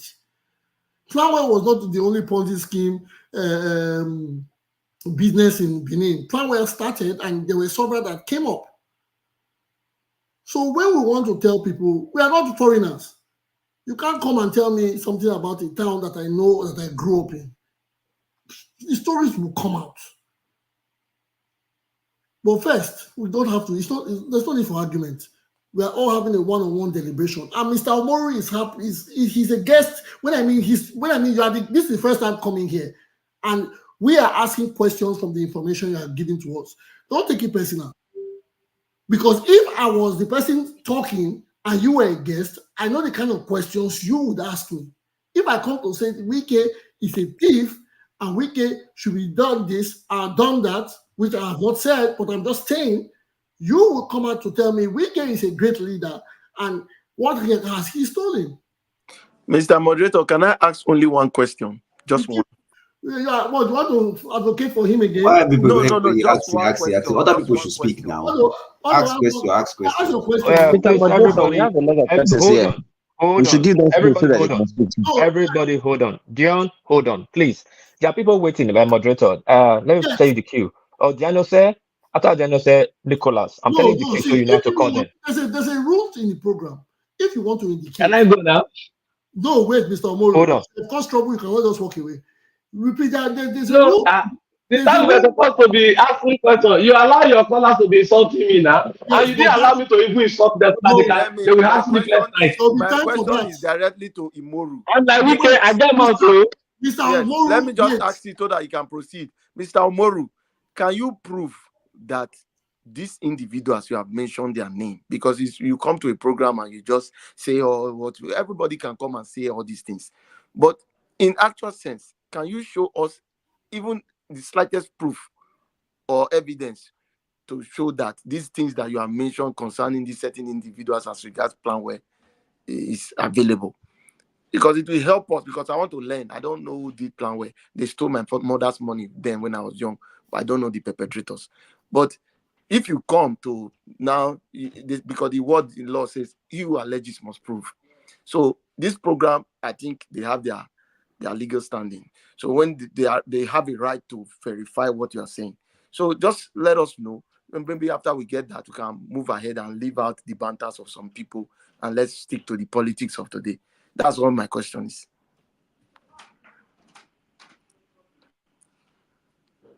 Thank you very much, sir. He who alleges must prove. Like I've said on the same show that the lady from France accused me of being a liar. When Mega Comrade asked me, I told Mega Comrade, I said, if you think I'm lying, make the announcement on television and tell people who were defrauded through Planware to come out. I personally will write to EFCC, to DSS, and to the investigative department of the police and tell them to investigate. And when the names are coming out, go and check the list and see the two names I've mentioned if it will not come out. That is not I don't think that's a proof, sir. Before I come out to answer questions, there are classified information that I keep to my chest. Classified information that I keep to my chest. If I am pointed at Godwin Obaseki, I know what I'm saying. And if I'm indicted and say I'm also, like you said, alleging Arsenal Godalo, I know what I'm saying. Let them come and prove me wrong. Let them come and prove me wrong. No, but you have to come with a substantial fact or proof before. I should come and give you 5. Because I can say I owned a Nigerian Airways in 1985. Yeah. And I'll go and verify. How are you going to verify it? Tell us how you want us to verify what you have just said. Tell us how we verify it. No, how are we going to verify what you have told us? I will go to FAN and I'm verifying. I'll go to aviation. We have the Ministry of Aviation. Now that you have given us an information, can you tell us where we can verify? Because we do verifications ourselves. Can you tell us where Write to the Nigerian police, write to EFCC, write to DSS, or you get an order from the court mandating them to investigate that Umoru alleged XYZ. Mr. Moderator, I want to believe that Mr. Umoru has not answered my question. So in actual fact, we will not admit this statement. We cannot admit it as true right now. No, it's okay. I think we should proceed with the discussion. Yes, of the day, I think so that we can make progress. Yeah, hold on, Sake. The other people waiting on the line. Sorry, I made 2 allegations. Don't forget to also check Nigerian Brewery for 1.5 billion 2020 lost. Yeah, I'm sorry. Thank you. My co-host, I'm trying to help you because this people gave this they did a thumbs up long ago. So I'm just telling you the queue. Odano said again, Kenneth when people want to make suggestions, give proof or ask questions on the chat line, instead of talking about, just indicate on the chat line. That's the way we used to do it. When you indicate on the chat line, we're doing that thing. No, you people chat there. You people don't raise your hands. You put the hand. They say, "Oh, it's only people that did it." So please don't forget, put it there. Mr. Johnson, have the floor. Yeah, good evening, everybody. Yeah, my only question and submission is to Mr. Omoru. Mr. Omoru, like you mentioned earlier, you said you are a PDP member, and by the grace of God, you'll be a PDP member for life. My only worry is that I cannot comprehend how you can be a PDP member and because of some differences, you are so bitter and so harsh against your own party candidate, I'm sorry to say it makes me personally question your integrity, because and in the political space, like somebody said earlier, having a Wike with all his antics and his anti-party activities that we've seen in the mentor, it speaks volume. And I think it boils down to, like I just said, the integrity of somebody to act in this kind of way. Because I understand there are differences, there are mishappenings in a party, but to be this, Please make your I question don't know brief, what please. words to use. Sorry. Yeah, to be this, I think, like, I don't have any question, just an advice. I think you should tone down a bit and to save your own personal integrity, because elections will come and go, but you as a person, you still stand. And with these accusations, I think it will make you less credible in the future. Thank you. Okay, thank you. Let me just quickly respond. And then they said Wike is doing anti-party and the rest. The constitution of the party is there to decide whether Wike is doing anti-party or is still loyal. The same Wike was in the neck of that's the highest council of the party yesterday, the neck on the 18th. He was there. And by the result of what happened in that neck meeting yesterday, it goes to show that Wike is the national leader of the party. So if Wike is playing anti-party, how and why was he allowed into the neck?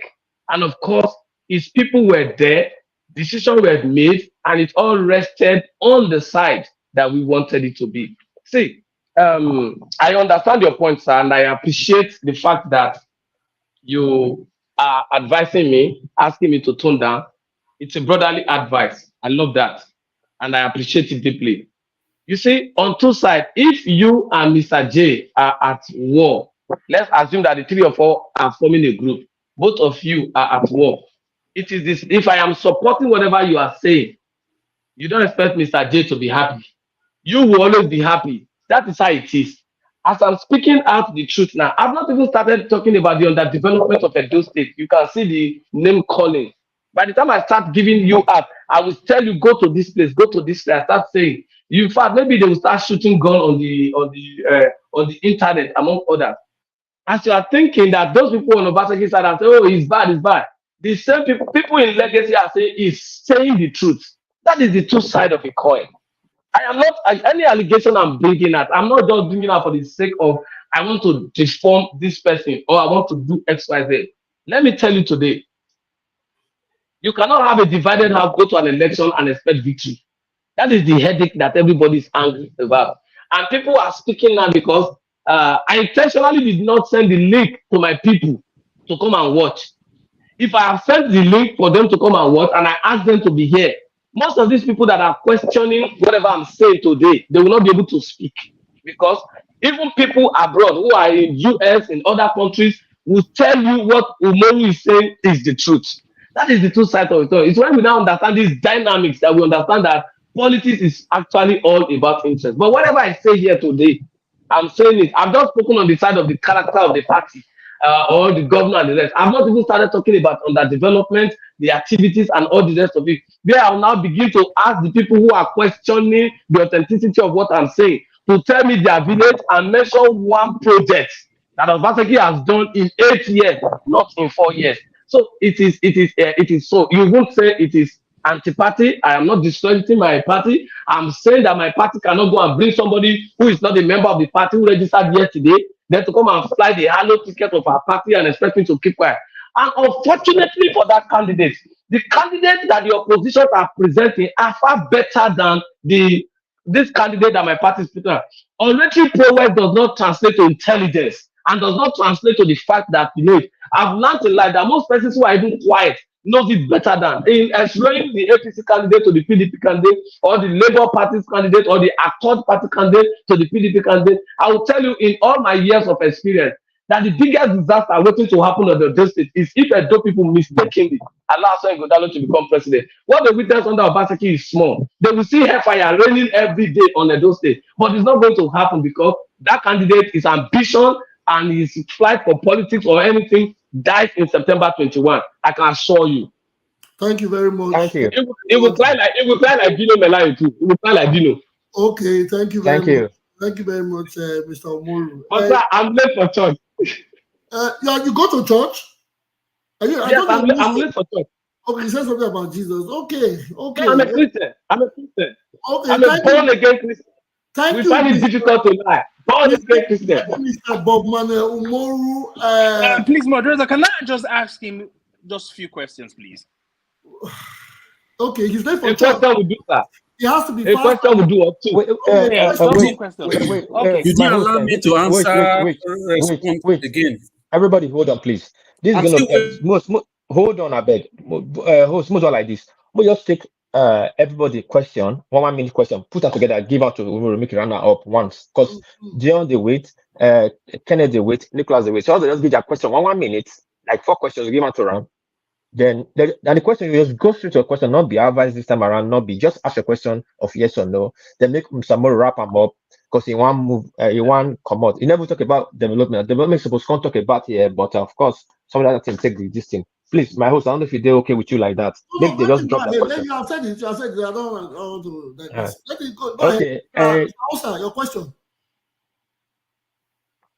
Okay. Hosta, your question. Yes. Thank you. Mr. Mori, you said you're very familiar with your party's constitution. Very well. Okay. I'd like to draw your attention to the offenses and sanctions part of your constitution. All right, sir. I'm referring to section 59.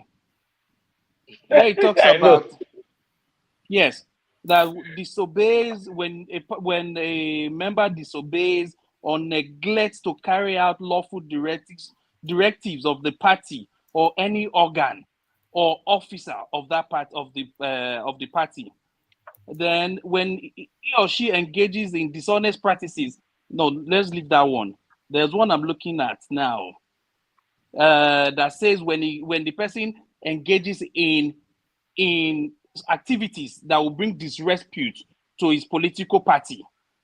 How do you respond to that as not what you said earlier when you voted for an opposition political party? Because one can say, yes, that thank you. your action Thank you, brought Osa. disrepute to your party. Thank you. We got it now. Sorry, cut off time. Mr. Dion, Sir Dion, please ask your question. I think I'll pass for now. Just move on. Okay. Thank you. Mr. Nicholas, ask your question. Ask your question because Mr. Omoro is leaving soon. Please, put your question. Okay. To be okay.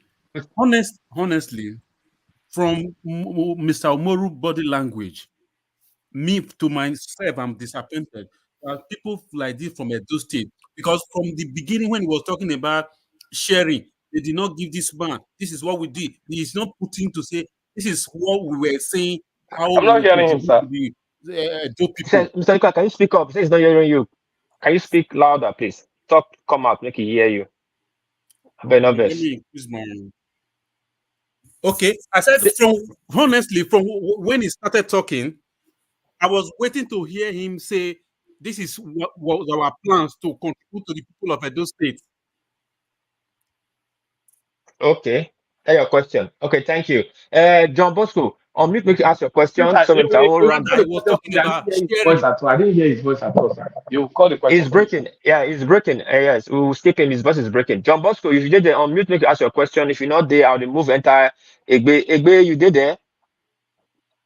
Egbe, if you did there, unmute, make you ask your question. Okay, it's like enough now. Day. Okay, right.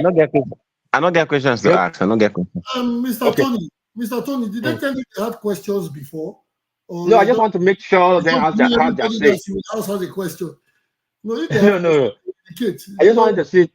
I just no, wanted others to have their say. Then, have their say. They've been there for over an hour. And they okay, Mr. Moru, round up. Thank you. If you can just round up the question and just put I didn't one, get the just before second you leave. question, sir.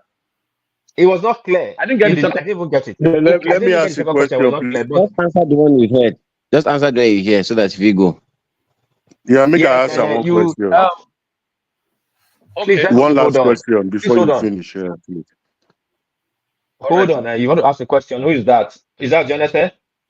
Yeah.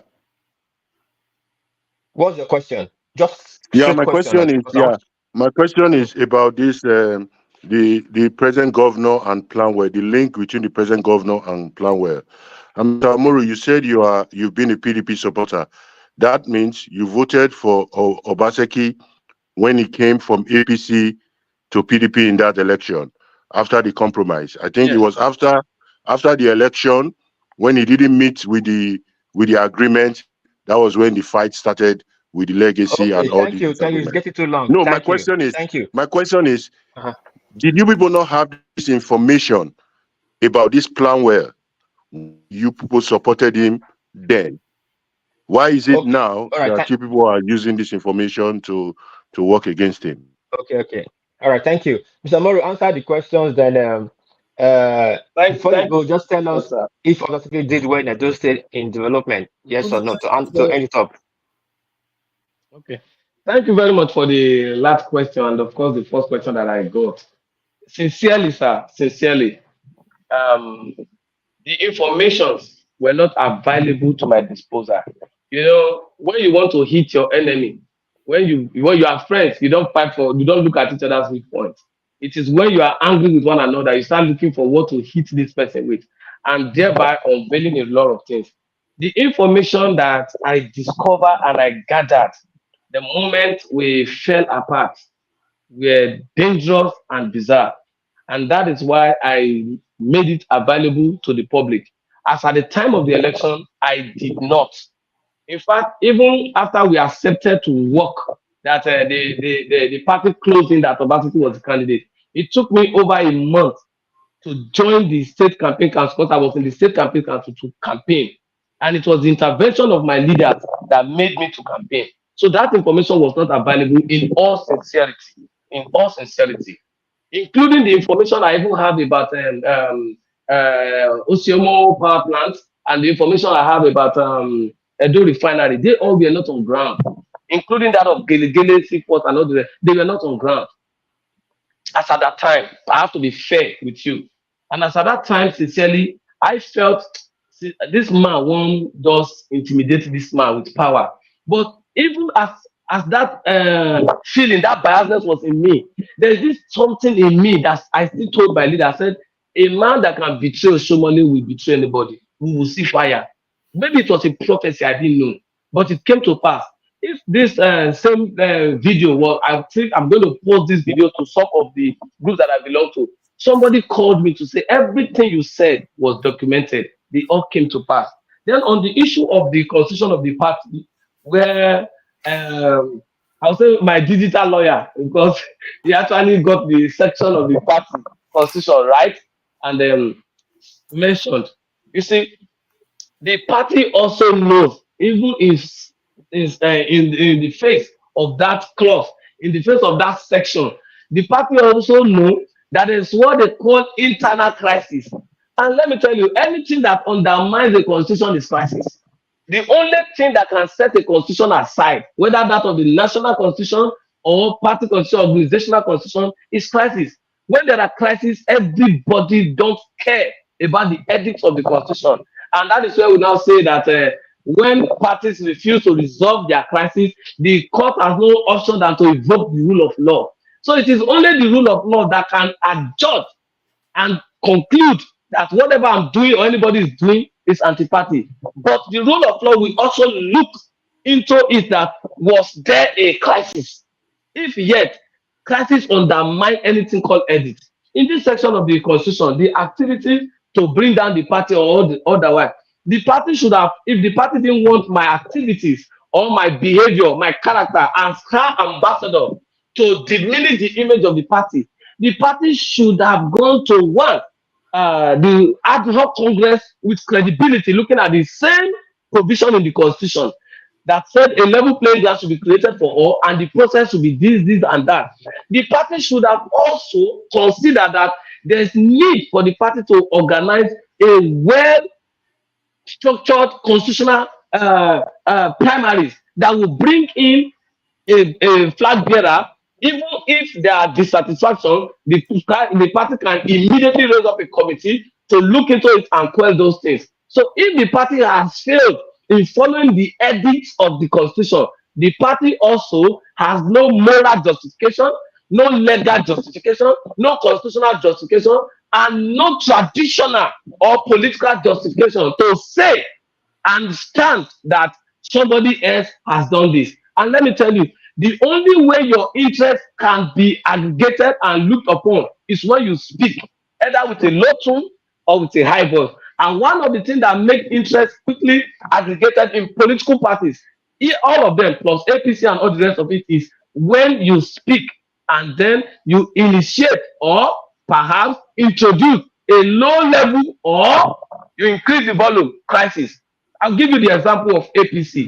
When APC had issues with their primaries, you saw what happened. They ran to Abuja. They sat down. The president resolved the issue. Today, APC is among all the major parties contesting the 2024. APC happened to be the only party without whether legal or internal crisis within the party for the sake of 2024. PDP has our own, Labour Party has our own, Accord has our own. Only APC is exonerated. SDP doesn't have, perhaps they don't have a candidate, and the other parties. So it is Yoruba will say, "Don't give you that means if there is no opening in the wall, lizard will not pass through or will not enter the wall. So it is the party that created that vacuum.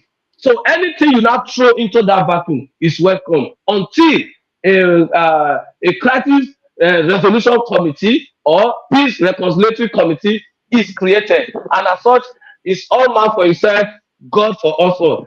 As I speak with you today, the national coordinator of PDP Mobilizer, Honorable Itele, was on phone with me for over an hour, begging. And I told him, I said, and I asked him a simple question. If I bring XYZ car with so and so capacity, and I bring this one for you, which one will you go for? He said the car with a higher capacity. I said, okay, the party is bringing a low engine aspirant for the 2024 election. And you don't expect me to go and drive a low engine car to compete with somebody who is driving a high engine car. That is my submission, sir. Okay, thank you, Mr. Omoru. Let us not keep you away from God and your church. Thank you, sir. You have given us all we have heard, and we really appreciate your coming here, even though some people feel their questions were not completely answered. But it is only time that we give you permission to exit, and so you can have your activity. Thank you for coming, and we look forward to having you again. We will bring you back to the studio someday again in recent times, maybe probably after the campaign has been kicked off. And we will have more proof regarding all we have said in different media forums so that we can ask with facts for information that you educated us with.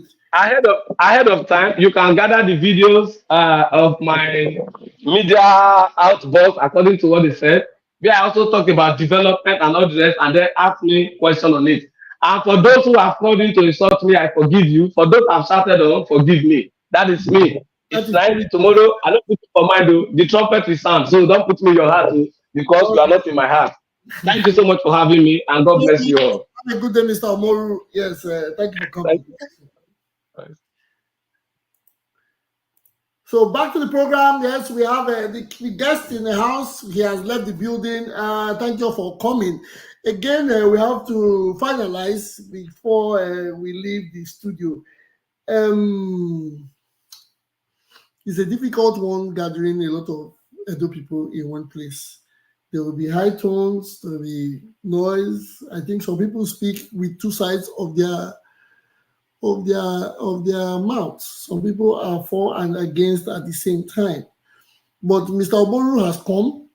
He stood his grounds and he said what he has said, even if some of us don't have it answered. And some people emotionally had to attack him.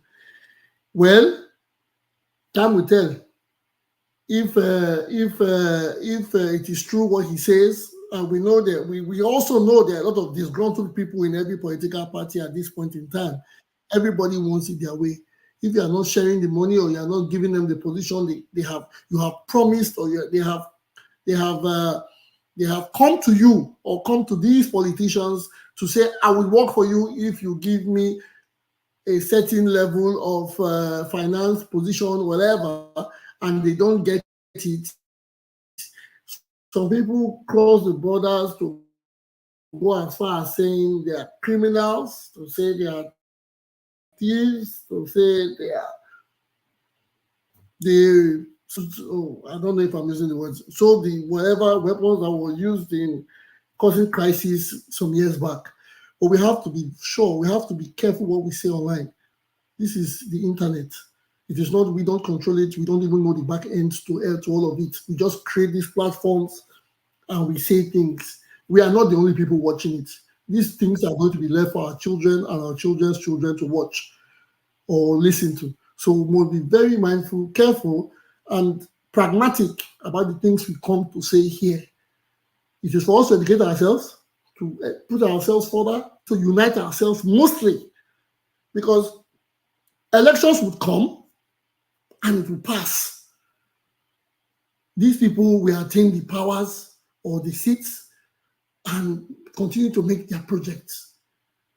The only thing we ask ourselves, what was our impact? So it is clear, such programs are for us to unite ourselves, to know what directions we can educate our people, the directions we can educate them to join us, to follow. Because everybody, a lot of people, a lot of people are smart, but we keep on ending up at the back end. We keep on being a part of the low end, but we are smart. So how come? How does this happen? It's because when times like this come, first there's one person that's always ready to make us scatter, so we are never united. There's always one person. And when we have that person, we will argue, and everything will be dissolved. At the end of the day, they will take it all, leaving us back in this chamber where we have no connection, we have no access, only our little voices. So please, I am pleading to everybody that is listening to me. Let us try to come together first. Let us try to come together. And when we don't see something we like, we don't have to go hitting hard. Because it doesn't change anything. It doesn't change, it doesn't make it, it doesn't change it, it doesn't solve the problem. Well, Mr. Osa, you want to make a point on Nigerian brewery issues. Mr. Moro has gone. Or is there something you want to because he has yeah, you remember that was at the when he was talking about Nigerian breweries was when I interjected, because it is common knowledge that from the beginning of 2023 till the end, Nigerian brewery had a loss, which was attributed to the FX. No, but they didn't say it was a fraud now. A loss is different from a fraud. Come on. Aswa Ighodalo was not the managing director of Nigerian Breweries. He was not the executive. He was a chairman. Come on. It was a non-executive chairman, and that was from May 2023, not even from. Everybody is trying to defend. So. No, it's not defend. It is misleading and misinformation. Okay, this is what I have to say about today's show, about the guests. Okay, Chukwu kept repeating, "He who alleges must prove." Okay, so if you come here and call people they are thieves, you have to prove it that they are thieves. That's one. Then two, if you live in a glass house, you don't throw stones. Yeah, the guest kept calling people names. When they call him names, he's angry. So I think when we're inviting guests, we need to speak to them. You are coming here to enlighten people. You want to talk about whoever you are supporting, go ahead and talk about whoever you are supporting. Okay, don't start bringing people down, calling people names and all that. That generally will offend people, and they will come at him. So I think next time maybe we should give ground rules to whoever we are inviting, so Yes, that we can have a sane. Yeah, he kept throwing jabs. do you know even the people in the house that know these rules even violated the rules? Some people called him a liar. Some people said he was saying nonsense. We don't. No, it was a guest that called him a liar. It was a guest Yes, that called it him. was the one of us. No, I Called did him call liar. him a liar. I did You say called that. him. I apologize. I Okay. did. Also, But he has apologized. Tiobala and Obidele AI and also called him a liar. Obedient AI called him a liar. But Mr. he called the governor recalcitrant. He called Yes, people names. you see, that's why I So said that's why you should have cautioned him next time. Cause you, and then he's alleging. Every time somebody is coming here to allege, please announce it. Say it to the person. You are the one saying, not what yes, upper as a reporter that is saying it. disclaimer. Wait, You have to always, as the person is saying it, remind the person, you please own what you are saying, not Mr. this show Kola, that is saying it. Mr. Kola, Yes, sir. can I help you with something? The truth Yes, is sir. this: when you bring a guest to a program, it is within the right of the guest to say whatever he wants to say. You are the one who has invited him. You did not invite him there to shut his mouth up. You invited him No, to I haven't speak. said he shouldn't. No, That's why I hold on. said It's not for you. he's I'm just trying clean. to help you out. I'm happy. I want to talk to the moderator. Okay, It is thank you. not us who wants to ask questions that is supposed to call him to order. I'm like now, if your guest is speaking, you bring a guest, and I'm among the moderators or among the speakers to question. I'm not going to be telling you whether he's lying or not. It's not my business to do that. And neither am I going to be telling him not to talk about the government badly. It's not my business. My own is to question the facts that he's putting on the table, is to fact check it or to verify it or to question him or counter question him. So it is now left for the moderator to question both me and him on our statements. You understand? So that we do not go above board to make it But the you, open. you are not speaking with a low tone. You made a blank statement. No, that is politicians. Politicians. I cannot Wait, take kindness and say my that. host, my host, I beg. I know you round up soon. Please permit me and pardon me. Uyi and Polusembo came at the late hour. I beg, make Polusembo who you just give that take 1 minute, so make you round up. And also you want round up so. But mostly Polusembo is new here. But like make we capture and make it become the platform, make it not the platform be. Polusembo, do you have anything to say? No, I have nothing to say. I applaud the group. I applaud the initiative. Well, Okay. let me You ask for the Hold on, because I want to ask for the flavor question here. Who is a very vibrant? Hold on.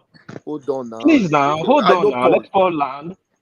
I want to Please ask him a question because you ask a question. Hold on. Let's Paul land. Then you ask a question to Paul. Paul, are you done with your statement? Please. Yes. Okay. Fantastic, Okay. fantastic initiative. Okay. Fantastic Please. So initiative. have you subscribed? Subscribe and share it to your group, your friends. They should subscribe in YouTube. Twitter, we stream on 6 platforms at the same time: Twitter, Facebook, YouTube, and Instagram, LinkedIn, and Twitch. You can check all these things I just telling you. You see us there on online, Upper Reporters TV. So please share it to your people and tell them to come here. We'll be holding on that meeting again on Monday. Please. Okay, that's great. And they bring, if you have anybody for and against, it is a free flow for anybody to come and air his view. Thank you, Mr. Paul. Uyi, 1 minute, then my host, when my host shut down, is shut down. I cannot stop him. Mr. Tupo has something to ask. Okay, sorry, Mr. Tupo, go ahead. No, is Uyi there? Let me Uyi. Uyi is here. Uyi. Then let's move He forward. on mute, but he's not talking. So I think Tupo should go. Maybe he has a network issue. Mr. Tupo, you have a question for somebody, please. yes, Mr. Paul is somebody I know very well who was who is a close ally to to Right Honorable Bedi. And I wanted to ask him question to clear the air because I think he has better information from what the speaker that left now just said. I don't know if he was here when the guest was speaking. I want to ask him two questions. Is the title of uh, uh, Honorable Bedi Right Honorable Obedi Ihama? That's one that people were trying to say is not, there's no right added to his title. That's one. Secondly, there was an allegation here that, or there was a clearance here which the speaker made that those things going around where people said that Honorable Bedi Ama was giving money by PDP, that it is a blank lie. So you are in a better position to clear the air on these things so that we do not go and start defaming people's character or having bad mentality about people. Okay. Okay. Thank you. Thank you very much. Ceaseless on ending and ceaselessly, he has Uberi Ama. Okay, let me start with the first question. You said if the Right Honorable is added to his name. Yes, his Right Honorable Right Honorable Doctor Engineer America Uberi Hama. The Right Honorable is accrued as when you repeat a class in National Assembly. So usually they just affirm the Right Honorable to his name. Though he hardly uses that. He prefers to use his engineer or his doctor. That's the respect of his title. And then on the second issue, I will share a recent link of a meeting that was held just a few days, okay, I would say a week ago, as of today, on the 12th of April, where he reaffirmed that the last ticket of his, that Obaseki, His Excellency Godwin Obaseki, used to come back to power, was gotten for free. I will reiterate, for free. I will send that link to the host or whoever he's anchoring this to share around with everybody, and it can be quoted. I have voice recordings. He has been saying this for a period of time, for over a year. But in his usual form, Uberi Ama is not a man that goes about. It was even on that same it was aired at the same time when he reiterated that for this period of time he has not been talking, and that from now till September he wants to start talking. Because Benin men, where we all come from, we are called respect and never wants to join issues with people, and that's his nature of politicking as well. It's his nature of politicking. He never disregards or disrespects people, and it's somebody who's very open to diplomacy and respect and regard. So that's for that. Thank you very much. Thank you very much, Mr. Appreciate it. Osembopo. I call you UP. Mr. UP. Nice to hear from you. Nice for the information, because the speaker, Mr. Omoru, said something about billions being spent and the black market stuff. And I actually asked the question. I don't know if you were on at that point in time. I said No, you were not. You were not here when I asked him, right? No, I wasn't. I wasn't. I said on this agreement, yeah, he said the agreements were made. He used the word like the Abuja politicians, which were former elected or appointed politicians in the PDP. Okay. Let me share some light. Let me share some light in respect of that. Okay. The crisis we presently have today in Edo State was actually caused by His Excellency Nyesom Wike. I think his ambition then was what led to all of this, because the party my principal belongs to, Right Honorable Uberi Ama, belongs to, is the PDP, and is the party of leadership. So at that point in time, he wanted to conquer the entire South for PDP. So because of that, when the opportunity came and Senator Rohide saw the opportunity that Uberi Ama may have an upper hand in getting that ticket, they rushed and brought Go. And when the heat was on, when arguments were here and there in respect of the ticket, they now had to go to Rivers State, and there were agreements that were made. And it's part of those agreements. As a matter of fact, the only person who spent money, which was also is also on recording, is Philip Shaibu, who he said in his video that he gave $400,000 to his own principal, his boss, to add to the monies he was going to give to Legacy PDP. And from that video, it was stated that himself and Dan Obi later accosted his principal to ask. And it was stated that those monies never got to the destination, but Philip had dropped the $400,000. That's in respect of monies. Then in respect of agreement, it was said that in Rivers, it was agreed that he should leave the ticket for His Excellency, and that he will get, the Excellency will make available the ticket for Senate for him. And if he's ready and willing to still run after he gets the ticket for Senate, he can, if he wants to run for governorship thereafter. Those were the agreements. But behind the scenes, it was also said that he agreed to also give the ticket to Edo Central, and also agreed to give the ticket to His Excellency former Deputy Governor Philip Shaibu. So those are the lights. Okay, thank you very much. It's always very, very comforting when we have people that can give us direct information that we can trust on the program, because these days when we see things on media. No. Of course, and this you could get videos and clips in respect of this. You could get videos and clips in respect of this to just verify. This is a personal question. I know.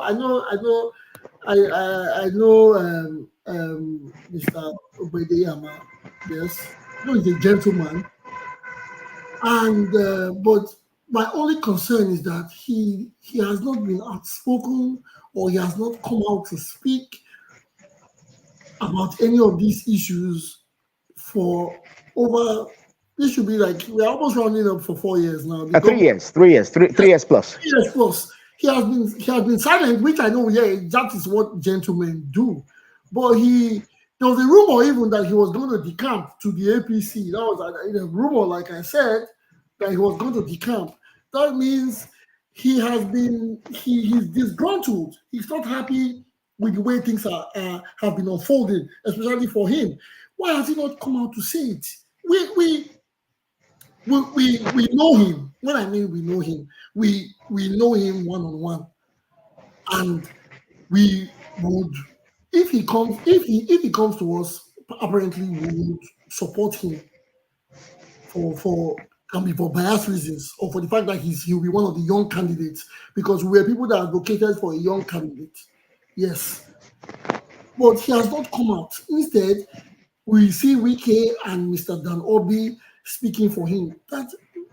I think those were the things. Why did he not? He should have brought himself out to let us know what has been going on ever since. Why didn't he do that? Okay. Let me give let me try to summarize, because if we dabble into some of the, you are poking me a little. You are poking me to speak up. I know where this is going to. If we do that, we may spend another 2 hours here. And I know you guys have been here for quite a while. Yeah. But let me just give some insights. Now, there was crisis in APC at the end of the 4 years of the present administration in their first tenure. At that point, His Excellency moved to the opposition party. When he moved to the opposition party, there was crisis, of course, and then, of course, because of the leadership structure in the party, and as at then, His Excellency Wike was the leader of the South. So it was moved to Rivers State, and agreements were made, and everybody came back. The moment they came back, first of all, that ticket was given, the two tickets, the governorship and the deputy. They said, they couldn't take one and leave one behind, that they needed the two. I said, okay, fine, take the two, but these were the terms and agreements. The cabinets will be shared and all of that. Okay, we went for the election, they won the election. And then the next thing, he wanted to take SSG. He took SSG, his former SSG.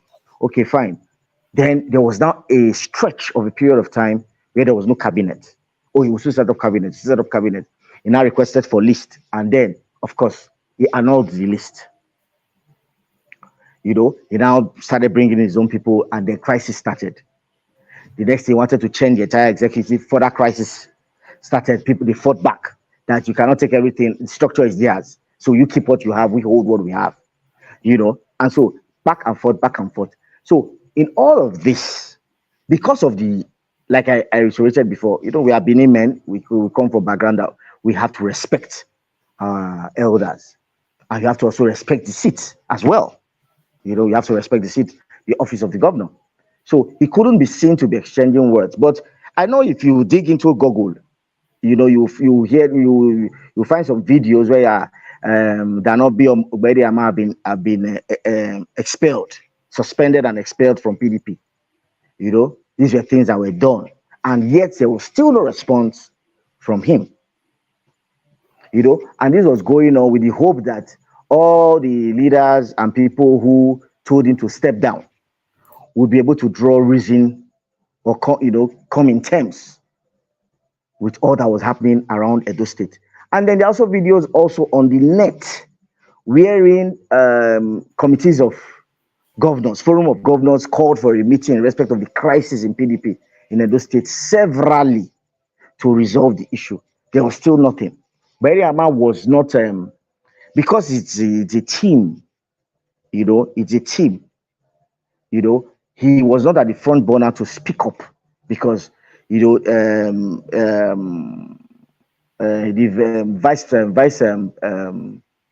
vice chairman South PDP, Danobi, is higher in ranking. So most times Danobi speaking, and it was also easier because Danobi is also the age group of His Excellency, the governor of our state. So this went on and on until the major crisis that brewed in the fall of the 2023 election. He was still not responding when we had dual primaries and various court injunctions and judgments and all of that. And of course, the legacy lost to the governor. So the only way they could, push a card at the governor to make it even in terms of the fight was the result of the presidential election and the senatorial elections and the House of Rep elections. And we also what came out. The Labour Party and the APC took the day. For the first time in the history of our party, PDP was down, took third in all. And so when that happened, we thought at that point in time, there will still be resolutions that will be made to try to balance the equation. But further crisis erupted, and that is where we are today. So that's why he's not, he's coming out to speak. Even the present candidate for the party has also come, on one or two occasions, and we've tried to arbitrate and mediate, but we are still where we are. We are still where we are. Okay. Thank you for everything that you have told us. I think, does anybody have any question for Mr. Usembo Paul? Does anybody have any question for Mr. Paul Usembo? I have a question. Wait, okay. Mr. Usembo, are you Dr. Usembo now? No. I'm barrister. Yeah, No, I'm barrister. Oh, I know, yes. Usembo Esquire. Usembo, yes. How can I forget? I knew there was a title. Okay, does anybody have who has Mr. question? Yeah. Like I said before, I think what has happened. Now going forward, they are planning to go to APC. I don't know. Maybe I'm imagining they want to go to APC. The position, have they promised you people position there so that later it will not be a crisis? Or what do you people plan? Who are you people voting for going forward? At least because of position. Will they still give you people that position you people are still clamoring for in APC when you get there? I think your question is rather subjective than objective. First of all, do you belong to the party? That is one. Two, the question you are asking, of what interest will it be? I am not Ogbede Hama. I will not be able to answer technically or relatively in respect of what that position is. And even if they want to, for example, there are so many ways to go around it. We have seen what has happened in our national democracy. We could remember Bola Ige of blessed memory. Was in another party, he worked under PDP. We are seeing presently His Excellency Yesom Wike is a bona fide member and a leader of the PDP, and at the same time he holds a cabinet seat in the present administration. Okay, now I understand. You know. Okay. Sorry, please, can I? If I have to interject on that, Barrister Osembo, they didn't decamp before they got those positions. He didn't decamp. Yes, so but he is asking if your principal please, can I? Is going to decamp to get something, because he can as well be in the PDP and in the APC wing. Okay, that is why. I don't know who is asking the question, but you could just Google Edo Legacy PDP on the internet, or I could share a link with Tony, and he could share that link with you. It's a 30-minute interview, apart from the short clips from ITV channels, AIT, and he said it on air as at the 12th of April. He is still a bona fide member of the PDP Legacy. Okay. Which is the original PDP. As of date, that is what I am aware of. Okay. I'm aware of nothing else. Okay, he has been a card-carrying member of the PDP since 1998, and he's a founding member, and he's still a member. Awesome. Okay, another question that anybody else has any? Yeah. Can I speak, please? Yes, go ahead. Identify yourself first. Yeah. This is Uyi. My name is Uyi Okao, and Paul, well done, sir. So I beg to disagree with you based on some information, some things you've said about the video evidence of Shaibu saying, is it the one that Dan Obi was speaking to Senator Uzamere? No. That is Shaibu was not even in that video now. No, it's not the one you're talking about. No, Shaibu was not in that video. Yes, is it that one? No, it's not that video. That's what I'm saying. That video you're talking about with Uzamere is when Uzamere led the delegation to Auchi to visitation to Chief Dan Obi during his annual Xmas party. I know about that. Yeah, so because that's the video. You know the reason why I said you know the reason why I beg to differ, because we've been in politics since 1990, 1998, 99, and we know politicians. We know politicians, and we know the way they scheme. You see that that story of that $400,000 is still I will say is a lie except proven otherwise. You understand me? Because we all know politicians. It's not a thing of today. We know what, even in APC, we know with the way politicians, we know all these politicians were all in PDP, except for a very few of them. You understand? So we know the way we know what they do. We know their games. Philip Shaibu, I know Philip Shaibu. We do everything to get sympathy from this side and sympathy. Say, I'm not the bad guy. You understand me? There's some information that we don't want to, share in public platforms. You understand me? But I know that $400,000 talk is absolute garbage. I'm sorry to say that. It's not true.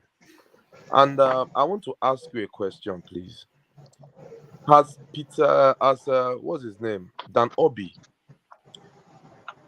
has he ever won an election from his senatorial district as the chairman of PDP? Mr. Have you ever won an election as the chairman of PDP? Mr. Uyukao. Yes. You've asked questions, and I think you've also answered questions, and I think you also know the answer to this question because you said I've been doing politics since 1999. So that would be a baseless question to me if I'm to reply to you. Okay, because you also have the record. The question is leading me somewhere, please. Yeah, so that's an obvious. Yeah, I know the question is obvious. I know the answer is obvious. So that's what I'm wondering why you've been asked. Okay. Yes, the answer is no. Okay, so saying that will PDP lost that last election because of the faction of legacy, I think that's untrue. If we follow this election closely, there was this time Oshomole's election. when Oshomole's election was the election that brought Oshomole's the same pattern with the election, the Peter Obi's election, the Labour Party election of 2023. There was this popular candidate that nothing the people wanted to hear. Nothing. I was talking to people and they said it's Labour top to bottom. There is no campaign PDP would have put up together that would have changed people's mind. And that's the truth. So for the legacy group of PDP to say that PDP lost, to insinuate that PDP lost that election because of that group, is like Wike. Wike didn't win election in Port Harcourt, in Rivers State. He didn't win election in Rivers State. We know that he didn't. The APC, they defeated the APC that he declared for. But we know how he was able to maneuver to get even 200. He lost his local government to even get 200,000 votes. So if Rivers, who is more PDP, Rivers or Edo State? So if Rivers can fall, so what will happen to Edo State? So all this talk of if there's faction in the party, there's always been faction. There was Grace Group and No Man is God in the days of what is it, Yamu? They've always been faction in the party, and we know even then some of us followed Anthony Aneni and some of us followed the Lucky Benedict. We know how it ended.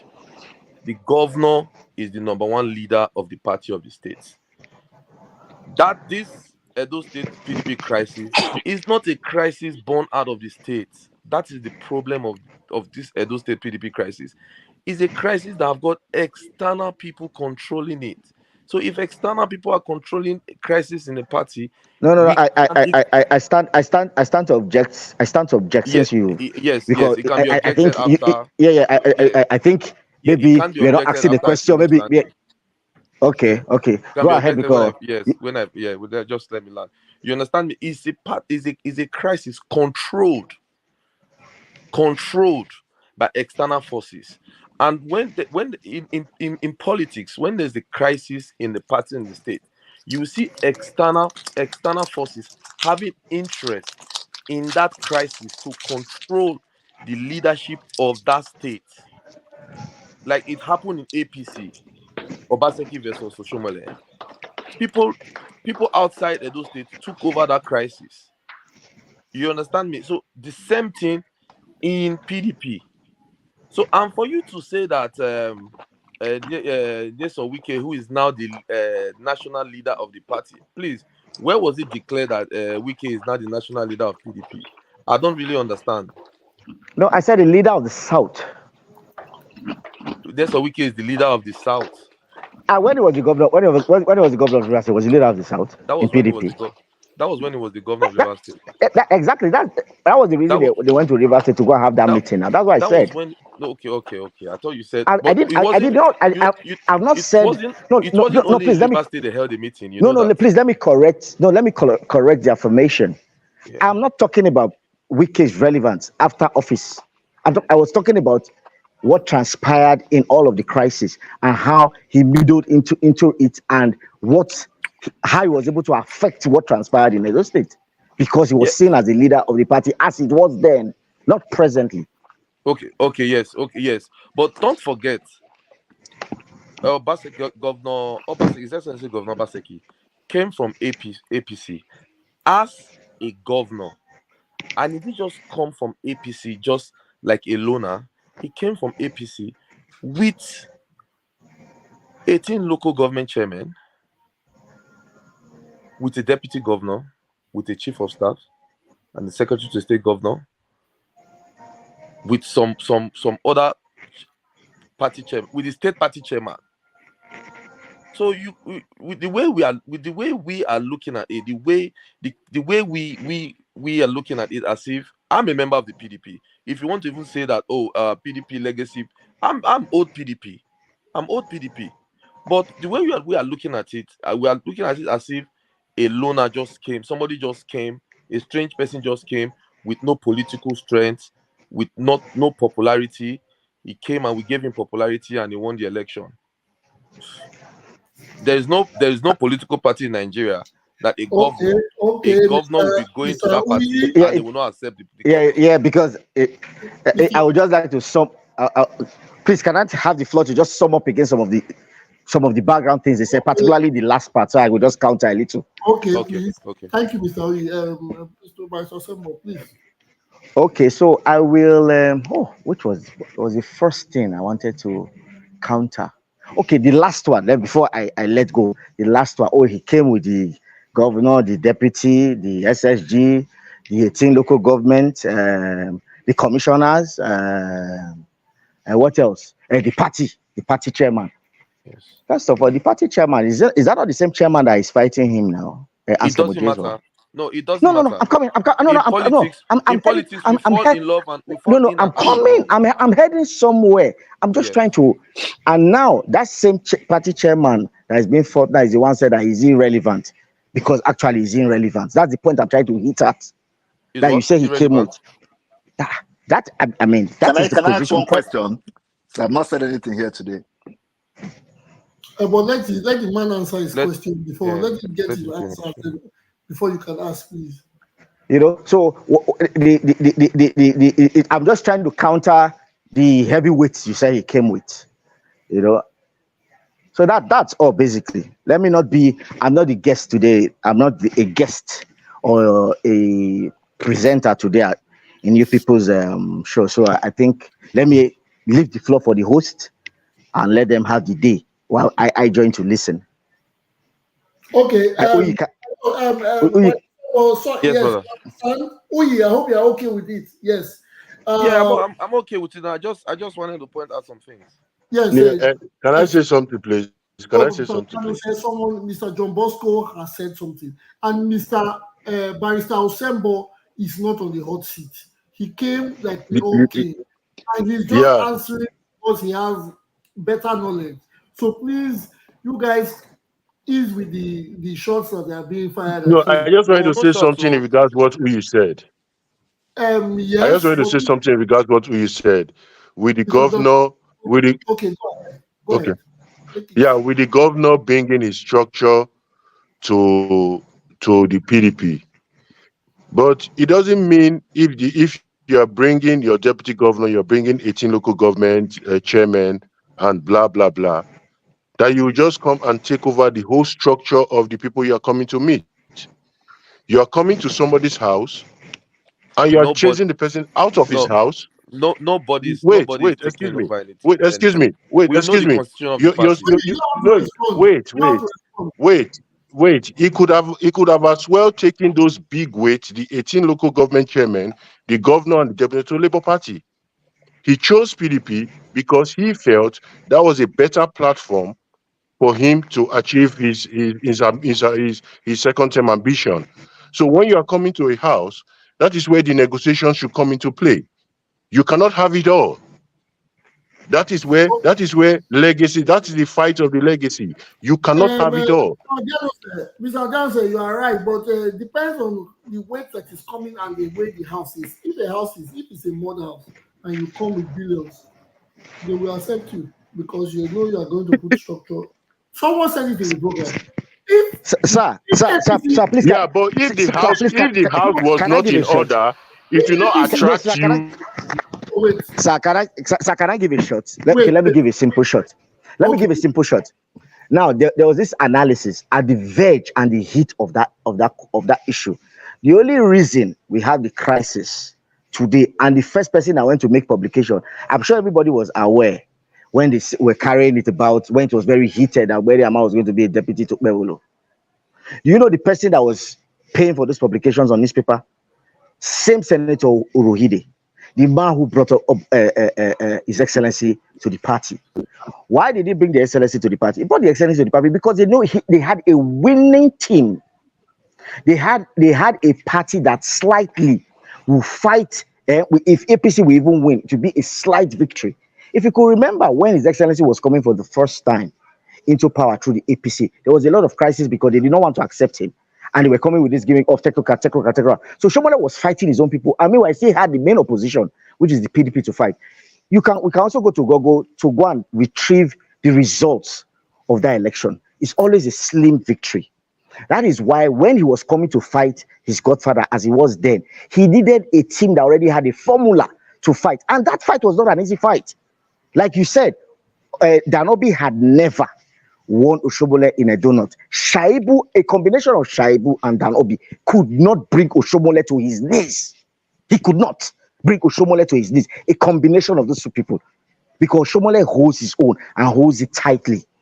So where was now the Joker? The Joker was Edo Central, which is a loyal PDP zone. So they had firm with Edo Central, and they had to come back home because they had people who were structured to defend the vote in Edo South. That is why it was able to fly through. And if we still look at that result, it was still a slim victory. As a matter of fact, the publication and the link I will send of the meeting that was held by Dope Legacy, Ogbere Ama mentioned it there that they wanted to dip their hands after 24 hours in Oriomo local government results. And he stood firm to ensure that the governor was victorious. So they are not a pushover. Yeah, They are not a my brother, thank pushover. you. That's true. But we all know what happened in that last election. That last election, let me just let's be frank to each other. You have said what you have to say. You don't have to respond. And you are asking questions. It's okay, because yes, Mr. John Bosco has something to say. That last election, we know if Buhari did not. Uyi, it's not your turn to speak. Uyi, it's not your turn to speak. That's why I put it in the backstage. Please hold on. I beg, hold on. You don't, John Bosco, I need to talk now. I want to talk now. So hold on, Uyi. Good evening, House. I have just two things to say here. One, I think Polosembo said Shaibu was promised to be the next governor. I don't know. He said something like that. Your Bosco don't go buy credit. You don't go buy a charge card. Yes, now I have to. So I heard he said something that. John Bosco, everybody was thrown the bone, and I still stand on that. No, and those are the things. Okay. Yeah. But go ahead. Go ahead. Go ahead. Shaibu, the day Shaibu went to channels. Not channels. Arise News. Arise. This guy asked him, what's his name? What's this man's name on Arise? Not Ruben Abati. Ruben Abati asked him openly and said, "Did the governor promise you that?" I watched it. And he said no. So I don't know where the story is coming from now that the governor they promised. Yes, sir. John Bosco. What? Yeah. John Bosco. You were here that when I just joined the group, and what was the first question thrown at me? Did Ogberi Ama collect money from the governor? No, I didn't hear that. No. Okay. Now I'm telling you, even up to half of the people here I'm speaking to, after they dropped this status, he said, I beg you. He has said it with his mouth repeatedly. And for people who still know Ogberi Ama knows that if he takes 1 naira, he shares it. That is his modus of operandum. That is what made him popular. I can still say that I heard other stories too about money sharing in before that election. Of course, that's exactly. No. The reason I raised that up is just to counter you that it's not everything that happens in politics you can just come out to say. No, but you understand the way Shaibu was going that day on Arise, why would he now say no? The governor did not promise me. No. But of course, you always. No, but it's true because he was saying things that he was saying things that were even worse than that. So why can't he just say yes? The governor told me that I'll be the next governor after him. There's nothing wrong in saying that. Why would he now deny it if the governor had promised him that? I mean, we still some of us still have some. Did you not hear at the same time? I'm coming, Mr. John Bosco. Did you hear from any graveyard or grapevine that he promised the Ishan the same ticket? No, I saw. No, not grapevine. I heard it in the campaign, not grapevine. It was in the campaign in 2020 when they were campaigning in Edo Central that they were saying that this election in 2024 will go to Edo Central. That is not grapevine talk. They were saying it in the campaign openly. That is for sure. And secondly, when you say that APC, do you think that if Oshomole and Obaseki were in the same camp, PDP will win that election in Edo State? Is that a question? They were in the same camp. Is that a question? Is that a question? It's a question. Okay. The result of that you will see September 21st. No. I'm asking you. No, I'm talking about 2020 because you said PDP would have won that election. Ogbede Hama wouldn't have been able to win that election if he was given that ticket as PDP. No, listen, and I would have given you the exact formula how it would have happened. The exact, and this is not, I mean, even to the 5-year-old, we will see it clearly. What would have happened? He went to Labour Party. Don't forget, he was an APC man who had APC loyalists, who had APC members who benefited from him. So they're going to split the camp between APC and the new party. Wait, do you think? Wait. Do you think in 2020? Do you think in that 2020? If Obaseki, wait. Let me ask him that question. If Obaseki and Oshomole were in good terms, Oshomole was the national chairman of APC, Obaseki was the governor of Edo State, Buhari was in power. And those other APC governors were in support of PDP, Oshomole and Obaseki? Do you think Ogbaide Hama would have won that? How would he have won that election in Edo State? Okay, John Bosco, it's the same. That's why I'm using similar scenarios. If there was peace, if he did not backbite Oshomole, you understand, and he had it all together, there would have been no issue now. As we speak today, if the house was in order in PDP, would Aswe be a comparison to Senator Bevolo? You also know the answer. It's the divided house that brings it. So opportunity begets what it is. Yes. It's a divided house. But everything we are saying here, we don't know what happened in the closed door meetings. Everything we're saying here is hearsay. We don't know the discussions that were made. We don't know the deals that were cut. We don't know the money that went. We haven't heard as far as that Wiki collected money too. So storytelling, please. No. My brother, in respect of that, don't. You guys should not downplay Upewulu, please. Upewulu is a contestant and is very strong contender any day. Nobody's playing. No. Please don't get it wrong. It's because of the inference and the reference he made. That's the reason I said that. And the thing is that people keep saying, do you think, okay, now you're saying, oh, legacy. It's not all the legacy that is with that not be a Wiki. You know that in Edo State. Pascal Uboma is the legacy man. He's not in their camp. So, I mean, the legacy itself, themselves are divided. I am a legacy man, I'm not in their camp. I'm a legacy man. Okay, I'm not so in their camp. because the little things I heard from that Umoru guy, he came as if he had all the facts that everything. You know, the thing is that politicians have disregarded the people for too long. See, I was the PDP, active member of PDP, still a member of PDP. In Oshomole's re-election showed to us that the people are stronger than political leaders in an election. People are stronger than political leaders. The last election, Godio Obaseki's election, it was the people that voted. For some few leaders to come and say that they're the one that made Obaseki governor, it's like a slap to the people.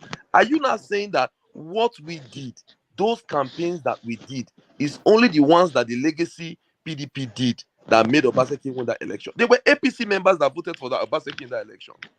There were Labour Party members that voted for the Obaseki in that election. And there were a lot of APC governors that worked for a lot of PDP. You know, in Obaseki, in Oshomole's re-election was against General Charles Arawi.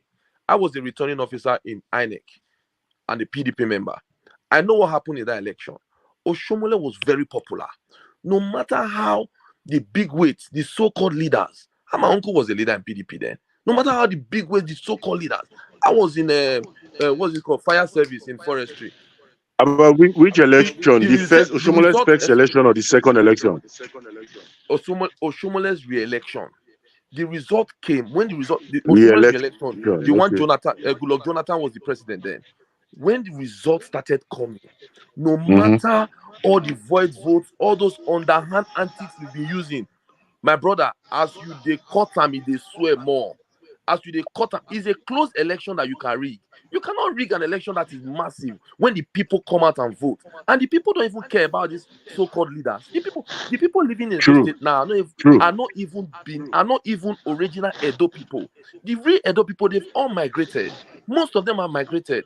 These Gen Z people, they don't even care about these leaders, because these leaders, they just go to the field and vote and go home. They don't care about these leaders. They go there to vote their conscience. That was what happened in this last Peter Obi election. That was what happened. So, and that is what will continue. It is a new, people are not adjusting to the new model of politics. They still believe that one person, Danobi have never won an election in Edo North. How can he be a chairman of a party? A man that have never won an election in the North. People are calling him a senatorial leader. He has never won an election in his own sense. People are even calling him South vice chairman. How is this South Side vice chairman if you want to Is start? Is he supposed? Oh, you like it or not? You can't take that away from him. Is the vice I'm not chairman taking South? I'm not taking that away Obasanjo from him. became president of Nigeria. No, He I never am won not his local taking that government. away from him. You understand? But You I'm trying cannot. to let you know the reason why he does not have electoral value. I'm trying to let you know the reason why I'm saying does not have Of course. We're not disputing the fact that because you have never won an election. So how can that Okay, person now say that he gentlemen. made someone a Okay, governor? gentlemen. How can that person now come and say Mr. Oyi, can I observe something? The truth is this: to be a senatorial leader, it's not a fact that you must have won your unit. Labour Party has a senatorial leader. They have never won elections.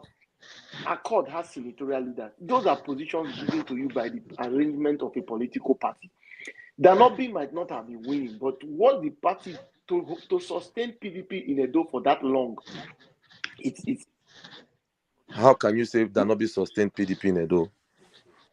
Who is saying that? How can you not say it didn't sustain? That it sustained PDP in Edo for that long. Yes, how can you say it did not sustain it?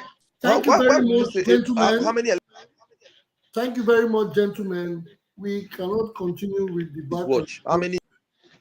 Mr. Uyi, thank you. You have said what you have to say. You have been in PDP since 1992. Thank you very much. Yes, No, we are all old PDP. We are all old PDP.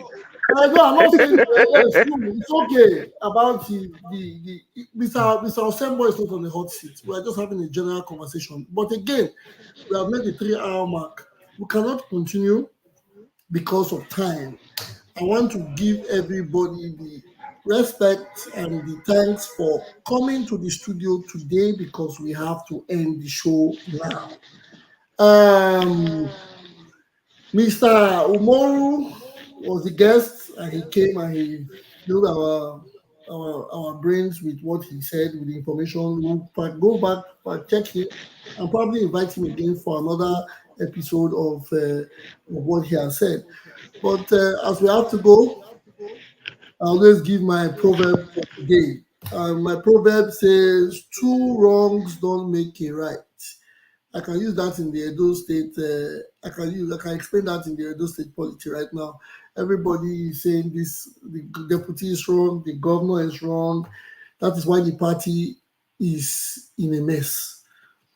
2 people cannot come when they are wrong and they think they are right. I think that's what it says. But anyways, the message has been passed across. A little lesson has been learned today, and people have given their time on various social media outlets. I want to say thank you. Thank you for coming. Thank you, my co-host, Tedo, Mr. John, Mr. Tupo, Mr. Barrister Osa, Barrister Sake, Barrister Osembo, Mr. Odianose, Engineer John Bosco, General Obedient AI. Thank you for coming to the studio, Mr. Tupo. We all appreciate you guys giving us your time, coming up here to stay for hours to deliberate on the matters affecting Nigerians across the globe. I say thank you again, and we hope to see you on the next one. This is the 20th episode, and we hope to see you. We have better. That's a good mark, and we have the audience getting larger. We hope to see you guys again on the next episode, which I believe should be on Monday. Thank you, thank you, thank you. Enjoy your weekend. Have a good Thanks. All right. Bye, guys. See you at the backstage.